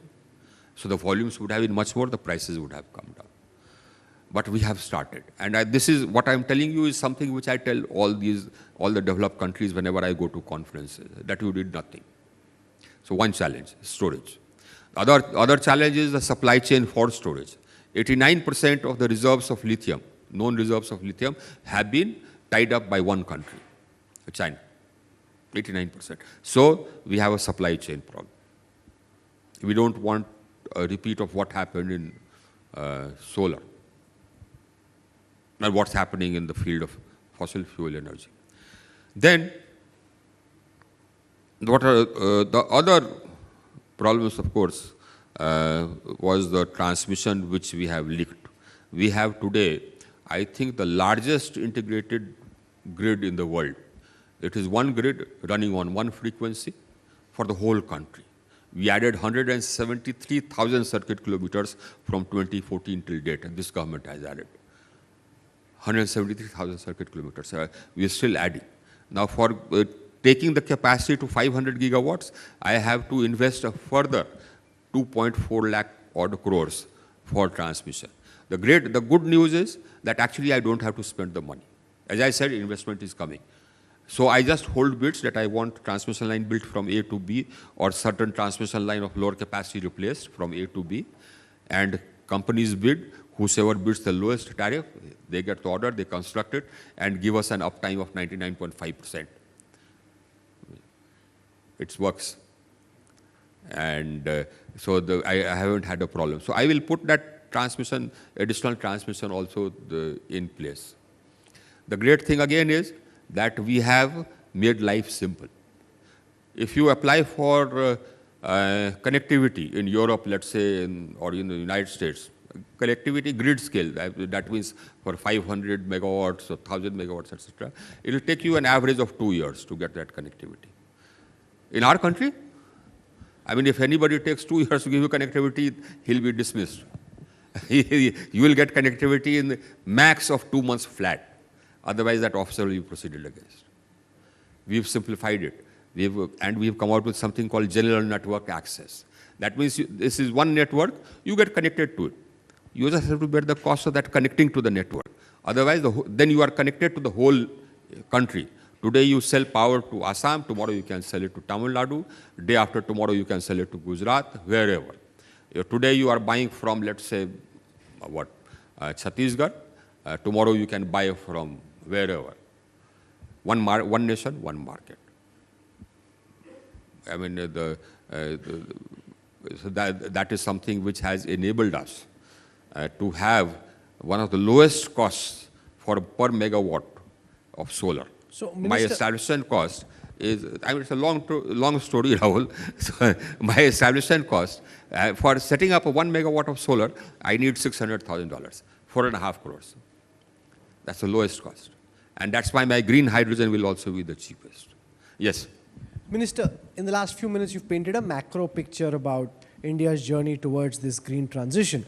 I want to take up some specific issues, and I'll start with the matter of the import of lithium ion, which is at about 70%, 3 gigawatts currently, expected to go up 20 gigawatts in the next 3 years itself. And as you said, and we discussed this at Davos as well, that a bulk of the global supply is controlled by China. And you've been Home Secretary, you realize fully the security situation between India and China. Can you give all of those present here at the Renewable Energy Summit your sense of what you're trying to do to reduce this dependency, which is not just an energy dependency, but a security dependency as well? Yeah, absolutely. Actually, energy dependence is actually a strategic dependence. We are trying 2 or 3 things. One, of course, is that I have carried out a survey of all the possible locations for pumped hydro, pumped storage it's called. We've listed those out. And I have a number of very large companies. They're very large companies. I mean, their turnover is in the region of 70, 80,000 crores, a lakh crores. So I've told each of them, given them target to begin with of 2 pumped storage projects per company to begin with. I have told the states that I want all the pumped storage to be exploited. Hydro. You know, if you don't have storage, hydro is another thing which will balance your solar and your wind.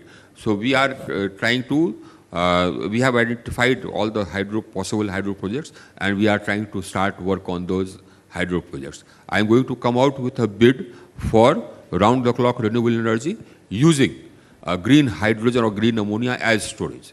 So let us see, that will be a pilot project. If that works, then I won't be dependent upon lithium ion. The world is also trying to look around for alternatives to lithium ion. They are looking at sodium ion and some other chemistries. If that works, again, we'll be sort of away from the dependence for lithium ion. Then we have asked our Ministry of Mines to go out and also tie up reserves. So they are in the process of doing that. A team from Ministry of Mines had gone to Australia. Australia is willing to give us shares in some of their lithium ion mines. So that will mean, again, we'll have beaten that supply chain issue. So that is the major challenge, this storage. Yeah. Now, PLIs have been given for the renewable energy sector. Your sense of one of the challenges you mentioned is trying to introduce manufacturing in India. That instead of just importing from China, try and introduce and set up manufacturing plants. What progress have you made? What are the problems there? And what's your vision to try and actually make India a manufacturing hub for the entire chain of the renewable energy sector? Absolutely. When we started out, we had a small industry making cells and modules, not from polysilicon on upwards, but they were importing wafers from China, of course. China has about 85% of the manufacturing capacity for solar, from polysilicon right up to the modules, the entire value chain. So wafers would come from China, and we had a 2,000 megawatt manufacturing capacity for cells, and about 13,000 megawatt manufacturing capacity for modules. Out of that, just about 8,000 megawatts were 500 WP and above needed for grid scale solar. Now, what happened was that that country tried to dump their products here at very low prices so as to kill whatever industry we had. So we put in place anti-dumping duty, safeguard duty we call it. So that didn't work. we extended that safeguard, it didn't work. So we decided that we'll put in place a customs barrier. We put in place a customs barrier of about 40% for modules and 25% for cells. And then we also added another sort of mechanism, which we called approved list of models and manufacturers. So by and large, it's a non-tariff mechanism. So we only buy or only such cells, modules, etc. are allowed which fall in that list of approved list of models and manufacturers. So naturally, I mean, all of it or almost all of it is from India, made in India. So that has acted as an effective barrier. And that has resulted in, that was one step which we took. The other step we took was that we came out with a bid called production linked incentive for making cells, modules right from polysilicon or upwards, the entire value chain. So that was successful. So that has led to 8,790 megawatts of manufacturing capacity under, being set up for the entire value chain from polysilicon upwards to modules. That again will be one of, outside of China, will be one of the largest manufacturing capacity. Most of it was, the China was the manufacturing destination of the world. So now this will be one of the largest. That is not sufficient. We'll need much more capacity. For example, as I said, today the capacity under implementation of solar is about 75,000 megawatts. And the manufacturing capacity of 500 WP and above modules is just about 10,000 megawatts. So naturally, I'll need more. So we have come out with another bid, PLI, production linked incentive bid, which will result in manufacturing capacity of almost 37,000 megawatts from polysilicon upwards and about 65,000 megawatts of cells and modules. So overall, at the end of it, I will have almost about 95,000 megawatts of manufacturing capacity, out of which about 45,000 megawatts will be polysilicon upwards, and the remaining will be cells and modules. So again, it will be one of the largest manufacturing capacities around the world. And the rest of the world is welcoming it. They want the supply chains to be diversified, so they are all for it. So that is one problem which we faced, which we have licked. For battery, we came out with a PLI.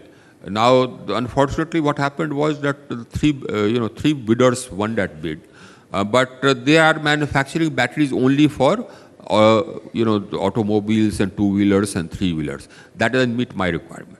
My requirement is grid scale storage. I need batteries which will store 1,000 megawatts per unit or 2,000 megawatts per unit.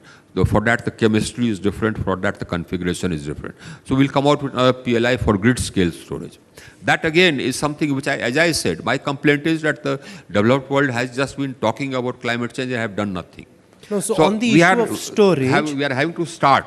No, so on the issue of storage, what's your vision in terms of the kind of cost reduction that you think is possible? Because one of the biggest barriers to mass adoption of solar energy is the cost of storing the solar energy, right?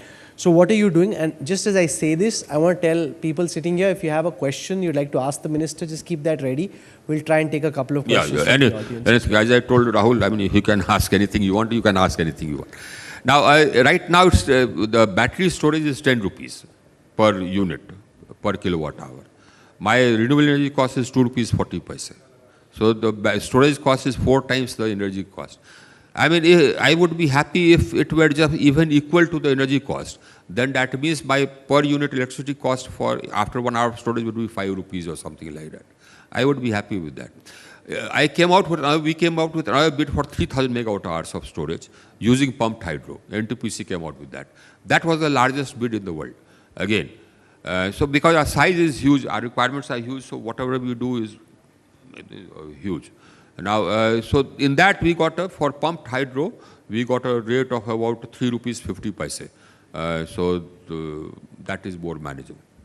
You know, one of the big players, you said that you have lots Actually, it's 5 rupees odd, but if you run it 2 cycles, it will be 3 rupees something, yeah. You know, one of the big players in the renewable energy sector has been the Adani Group, which announced a plan of about 45 gigawatts of renewable energy capacity generation by 2030, which is about 10% of your government's plan for about 450 gigawatts, 500 gigawatts of energy from the renewable sector. Given what has happened over the last few days, are you concerned that some of these investments in the green energy sector could get impacted? It's not even a blip. Not even a blip. I'll tell you why. Because I have, many large companies which are already becoming multinational. I have one, the couple of companies which are setting up capacities in the Middle East and elsewhere. So I have actually, many large companies. So one company, sort of not doing well or going under doesn't matter. The SoftBank came, they were here, they were competing, but they couldn't compete, so they left. It doesn't matter. It doesn't matter. I am in the happiest situation of everybody wanting to come here. Every major fund is invested here, and everybody who is not invested here is looking around for, people to partner with. Even today, many companies came from Japan, etc., and they said that we want to partner with so-and-so, or we are entering this field. I said, welcome. And I said that you don't necessarily have to partner with any Indian company. We have a totally transparent system. So you can, do it by yourselves. You don't necessarily have to partner it. But if you want to partner it, go ahead. But otherwise, you can do it yourselves also. So I just have to have a bid, and people come. I haven't had to spend any money.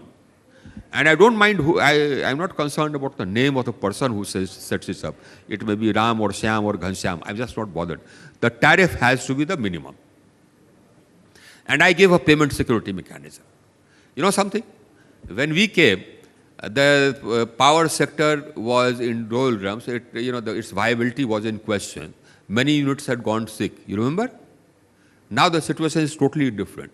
We've reduced the AT&C losses by 5% in 1 year, from 22% to 17%. The outstanding dues of Gencos have come down by almost 40,000 crores. And they are coming down every month. Now there is an automatic system in place that, you can give electricity free to anybody, anywhere. This is what I said to some state governments. You want to give electricity free, go right ahead. But electricity is not free, so you don't want the consumer to pay, you will have to pay. The state government will have to pay. And we put in place a system whereby if the payment does not come on the 30th day, the access of that DISCOM gets cut off automatically. When we put this system in place, the access of 13 DISCOMs to the exchange got cut off. They all paid. Some ministers rang me up. I said, sorry, I can't do anything. It's automatic. So they all paid. And they all pay on dot, 30th day. So my system has become viable. And my system is totally transparent. My bids are digital bids. I have a dispute resolution mechanism which decides within 30 days. That's why everybody is coming. That's interesting. I have lots of more questions, but I'm happy to take some questions from the audience. If your question is ready, just put your hand up, and then we can have some questions. And the great thing is that everybody recognizes the India story in energy. Everybody. The president of WEF came to invite me. I had not gone to Davos earlier. I thought that, not worth my time. But he came to invite me in November. And he said that, India has a story to tell in energy. You've done something which the world needs to know. Please come and say it. Then he went back and wrote to me about it. Even then I said, 4 or 5 days going and coming is not my cup of tea. I have lots of work, huge amount of work, huge number of things to do. But then I got an order that I had better go, so I went. But that is the point. And the world has recognized what India has done. Okay, the gentleman in the blue shirt there. Thank you very much, sir. I'm Dr. Rahul Walawalkar, President of India Energy Storage Alliance. I think the work which MOP has been doing is really encouraging. And with the series of tenders which are expected with hybrid projects with RE plus storage, both for pumped hydro as well as BESS, is something which could be game changer, not just for India, but for the world, as you said. Just one request I have, or one question is that when we started with solar, Prime Minister showed the way when he was a Chief Minister at Gujarat, showing the accepting 17 rupees, 15 rupees as a tariff for kickstarting the industry. We are looking at now green hydrogen, where again we are setting a 10-year vision for reducing the green hydrogen prices and starting with blending. But when it comes to storage prices, we get fixated on the individual number for individual project. Whereas if we start having a very clear roadmap for having a movement towards getting to 25%, 30% storage in next 5 years and have a similar similar roadmap, then the prices will come down. And the blended tariff is something which is already acceptable. Renew and Greenco have already demonstrated blended RE plus storage prices of under 5 rupees, which given the flexibility it brings to the system will be very useful. So can you share your thoughts on that? I think that's a very worthwhile idea. That is something which I believe will be very useful. So we can do that, but we have already actually started work on it. We made storage a part of the renewable purchase obligation. The intent is only that. So the renewable purchase obligation means that under the law, we prescribe that your energy will have this percentage of solar or renewable energy, this percentage of wind renewable energy, and total this percentage of renewable energy. We added hydro to that as well. Then we said, no sir, we need to add volumes to storage so as to bring the price of storage down, as a gentleman said. So we said that, okay, we'll make storage compulsory also. So we have added that to the renewable purchase obligation. And the great news again is that up till now, the renewable purchase obligation was issued under the tariff policy. Now we would issue one renewable purchase obligation, and the state energy regulatory commissions, SERCs, would reduce a lower trajectory. Now that can't be done. We have amended the Energy Conservation Act, and we have provided for the renewable purchase obligation trajectory to be mandatory under the law. So we are going to issue that RPO under the law. So storage will become mandatory. So you will see every state adding storage. So you will see the volumes coming up. I mean, that has been there in our mind. Yeah. Okay. And then I have also told the government that we have had one PLI. We'll come out with another PLI for storage, because notwithstanding the fact that China has cornered 89% of the reserves, we need to go push ahead with storage if we want around-the-clock renewable. So we'll do that. Sir. Yes, my name is Gautam Samanta from Juniper Green Energy. It is the AT Capital Group of Singapore. My background is for 3 decades in the manufacturing, PV solar cell right from the wafer. The first PLI and the second PLI is about to come. And the last week we have heard some news from China that on the technology side, they will be banned, to shift in the India, because India will be the second manufacturing hub. So my question is, sir, how we are protecting ourselves in terms of the equipment and the technology? China will try its level best. And they will try their level best to make sure that we don't emerge as a manufacturing powerhouse. I believe that we shall.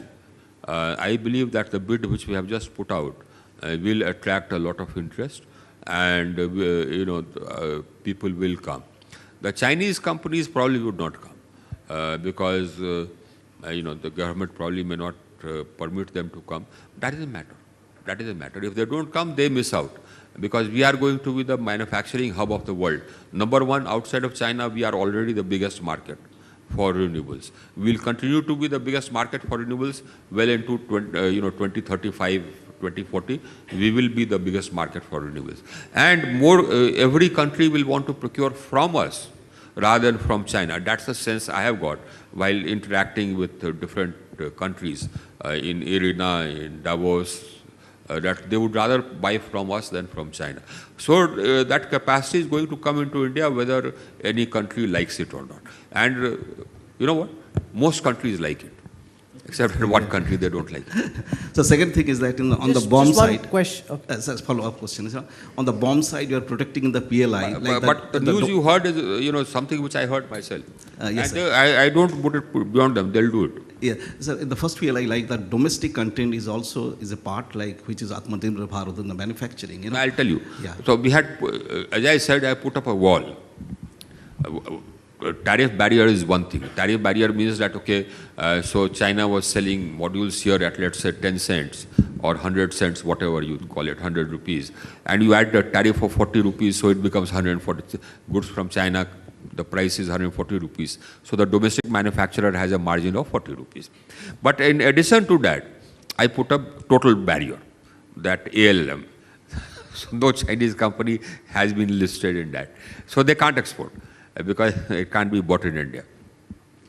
Now, I put up the barrier. At that time, of course, the Niti Aayog said that this is a complete barrier. So I said that, this is necessary. But I have expanded the bidding so fast that my existing domestic capacity is not able to meet it. As I said, I have about 70,000 megawatts of solar only under implementation, and the manufacturing capacity of 500 WP and above is just about 10 gigawatts. So now if I depend only on this, it will take 7 years. I can't wait 7 years. So I have just decided to relax this ALM for 2 years. Incidentally, some countries have gone against that ALM to WTO. We shall fight it, yeah. Okay, we have time for one question because the counter tells me there's about 1.5 minutes. Yes, otherwise I'll be debarred from my family. I have to go back. Yes, very quickly. Yeah. So I am from ONGC. From? ONGC. ONGC. I would like to hear your vision about the offshore wind, sir. About? Offshore wind. Offshore rigs. Okay, great. Now, offshore wind, what is happening is, we are going to have, 3 types of bids. Number one, there are some sectors, there is 1 gigawatt worth of sector off the shore of Gujarat, which we have investigated thoroughly. So that bid will come out with straight away because the total investigation has been done and all that paper is available. Now, Gujarat is willing to buy power at 4 rupees per unit. So some VGF will be required. Now we'll give that VGF. We are going to come out with another bid off the shore of Tamil Nadu. So there, that survey is not complete. So we'll give 2 years for survey. We'll give 4 or 5 blocks. We'll open it for surveys. So all the companies can go and survey it. And all the thereafter we'll hold a bid for 1,000 megawatts again. So that will be for DISCOM with VGF. So 2,000 megawatts for DISCOMs with VGF. But I will come out with other blocks again simultaneously, just after this bid, simultaneously, where I will say that we'll give you 2 years or about 3 years for survey. So we'll based on lease, and that will allot based on an open bid that area. And after 3 years, you have to set up capacity within the next 3 years. So in 6 years, that must translate into capacity. Otherwise, we'll cancel it. And you will have the right to sell it in open access. We've already opened up the system. So we have said, the rules say now that anybody can set up capacity anywhere in the country or offshore and sell to any consumer. They will get open access. They'll not have to pay cross-subsidy surcharge. And they'll not have to pay transmission charges up to 2025. If you set up 2025, I'm going to extend that. So that is going to be again very valuable, because the price I see of offshore wind coming to around about 6 rupees 50 paise, 7 rupees. Already 6 rupees 50 paise, 7 rupees is good for the industry. So it's already viable without VGF. And the industry will be happy to get it. That power will come after about 6 years. So after 6 years, price of 650 or 7 rupees is nothing. So I see a huge expansion of offshore wind capacity, especially off the coast of Tamil Nadu, because the wind speeds are better there. I am going to give 2 ports, 300 crores per port, for strengthening their the infrastructure. One windmill, with a turbine on top for offshore wind, 15 megawatt, would weigh almost about 1,500 to 2,000 tons. So the normal cranes at the ports, current capacity of the cranes at the ports are not enough to lift that and put it on the barge which will tow it out, etc. So those capacities at the ports will have to be strengthened. Now we have carried out an assessment. It will cost about 700 crores per port. So one port in Tamil Nadu, maybe Tuticorin, and one government port on the western coast. We will give 300 crores each, so that capacity comes up. Government port, because we want it to be neutral, right? So that numerous players can use that. Those of you who are sitting here at the Renewable Energy Summit would have seen a spark in the minister's eye when he talks about the transition to green energy, and that's always a good sign. Because usually when Mr. Singh comes to a media event, he's asked about macroeconomics, he's asked about politics. Very rarely does he get an opportunity to expand at length about the effort that he's making in this very important space. We literally had the minister come out of a family wedding, and his whole family is waiting for him currently for him to go back. But since he's committed to us previously, he was very kind to keep that obligation, and that means a lot. Thank you so much for coming. Your family is waiting. We don't want to keep you back any longer, but deeply appreciate you taking out time. Thank you so much, Minister, for joining us. You see, the energy is a story which the world has recognized. Energy in India is a story which the world has recognized. Both expansion of access, the sort of transition which we have carried out, the volumes which we have added. They recognize that India has done something. But for us, we must keep this in mind, that our country is growing, we'll need to add capacity. We'll add capacity. Thank you. Thank you. Thank you very much, Minister. Thank you. Thank you very much. Pleasure having you.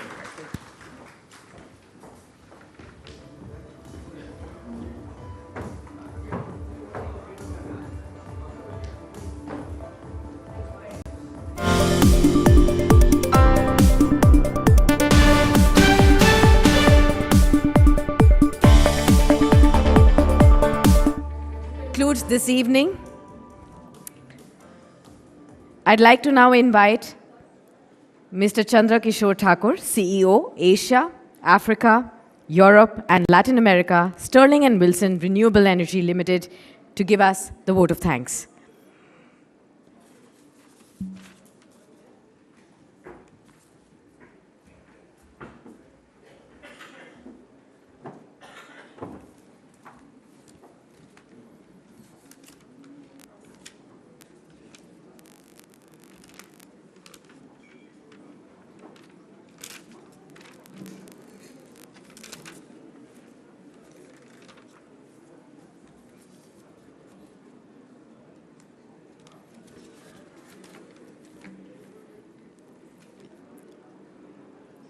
Ladies and gentlemen, good evening.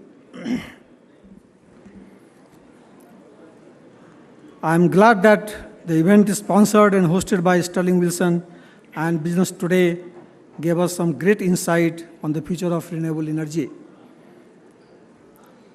In fact, it has been truly inspiring experience today to come together and discuss the future of renewable energy. Today, you have heard about from the experts in the field, the cutting-edge technologies, actions being taken on that. They have shared the ideas about how together you can build a very sustainable, renewable energy atmosphere in the country.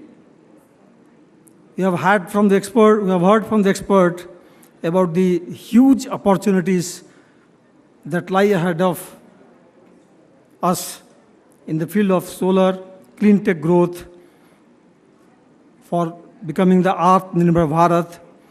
We have heard from the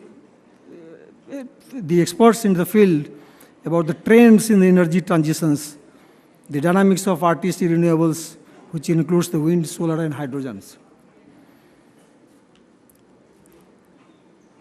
Before I share my thought on today's proceedings, I would like to take a moment to thank the Honorable Minister, Mr. R.K. Singh, who graced this event with his presence.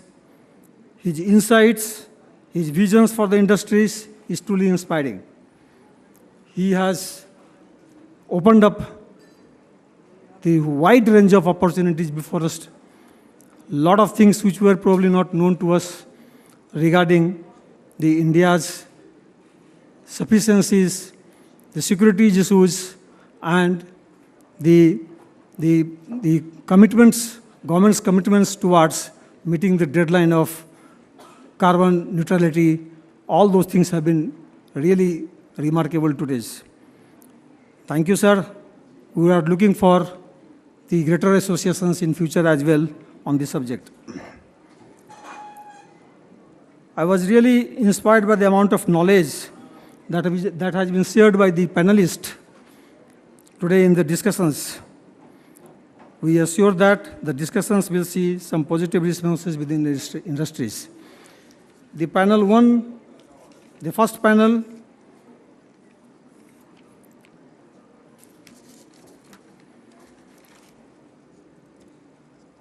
comprising of Mr. N. Ramesh, the Deputy MD, Exim Bank, Mr. Sunil from Sungro, Mr. R.K. Roy, the MD and CEO, Ampere Energies, Anis from Deloitte, and Silpa Uprekar from Sterling Wilsons. The panel has widely discussed how the energy transitions will take place. It has been very inspiring to really hear from them that the various challenges which are coming into the way, the opportunities which are there, and how the technologies are going to play a very important role in making this transition smooth. We have also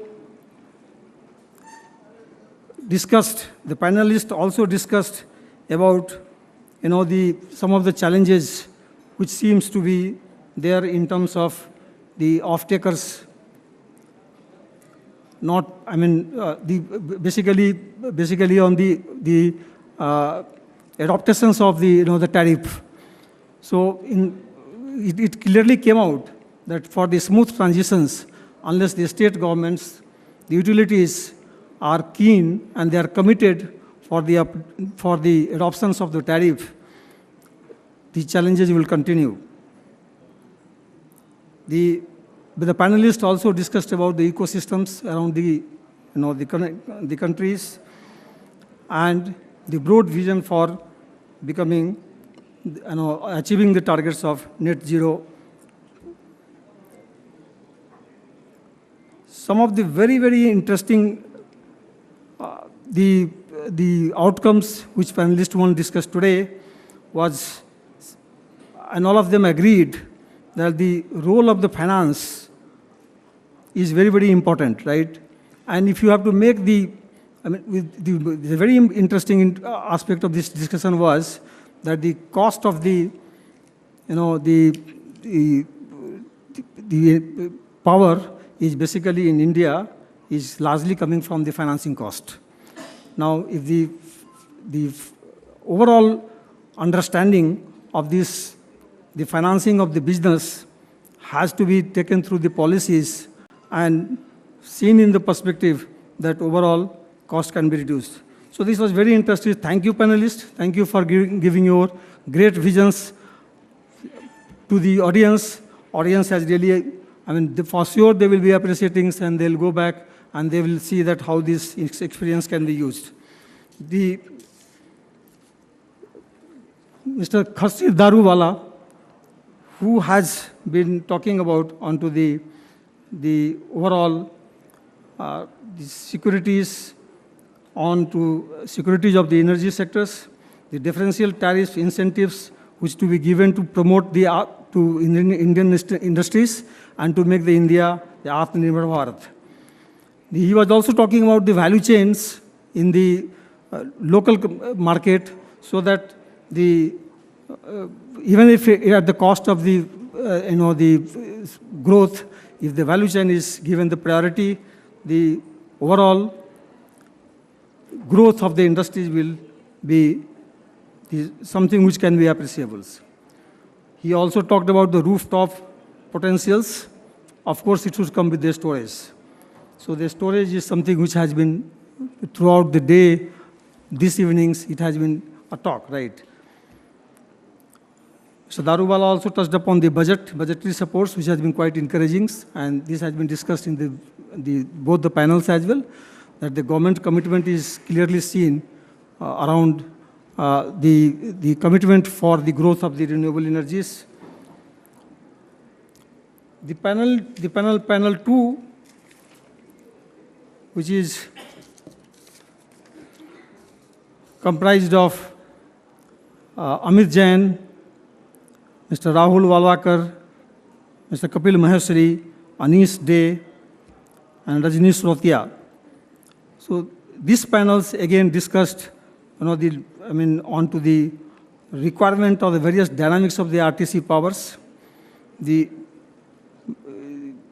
capacities of the manufacturing of the solar panels constraints and all those things. They have also talked about the accessibility, security, and the sustainabilities. They have also talked about, the physical policy supports needed to be provided by the governments. They also talked about the consistency into the policies. They have also talked about, the price competitive requirement. They also talked about the energy efficiencies and putting all together how we can achieve the net zero neutrality target by the government of India. As at the end of the day, it's fair to conclude that the event was very meaningful and successful. As you have come to the close of this event, I'd also like to take a moment to reflect on what we have learned today and what can be done to bring our vision into the actions for the energy future to life. We have heard about the many challenges which lie ahead, but we have also heard about the incredible progress through the ministers today that has been made in the recent years. We also know that the renewable energy sources like solar, energy storage, wind, hydrogen have the potential to provide us with the clean, reliable energy for the generation to come. But to realize this potential, we need to take action. We need to continue to invest in research and development. That has been confirmed by the minister as well, that how at every front, through the budgetary supports and through the industry, academia interactions and all those, the much bigger focus is being given. We have to also build more renewable energy infrastructure. That was again reconfirmed by the ministers. And the budget provision for this year also reinstates this fact. We have to work together to bring the benefits of the clean energy to communities around us. So let us leave this event with a renewed commitment to this cause. Let's work together to build a better future for ourselves, our children, and our community. Thank you one and thank you all to make this evening great. Thank you. Yeah, thank you.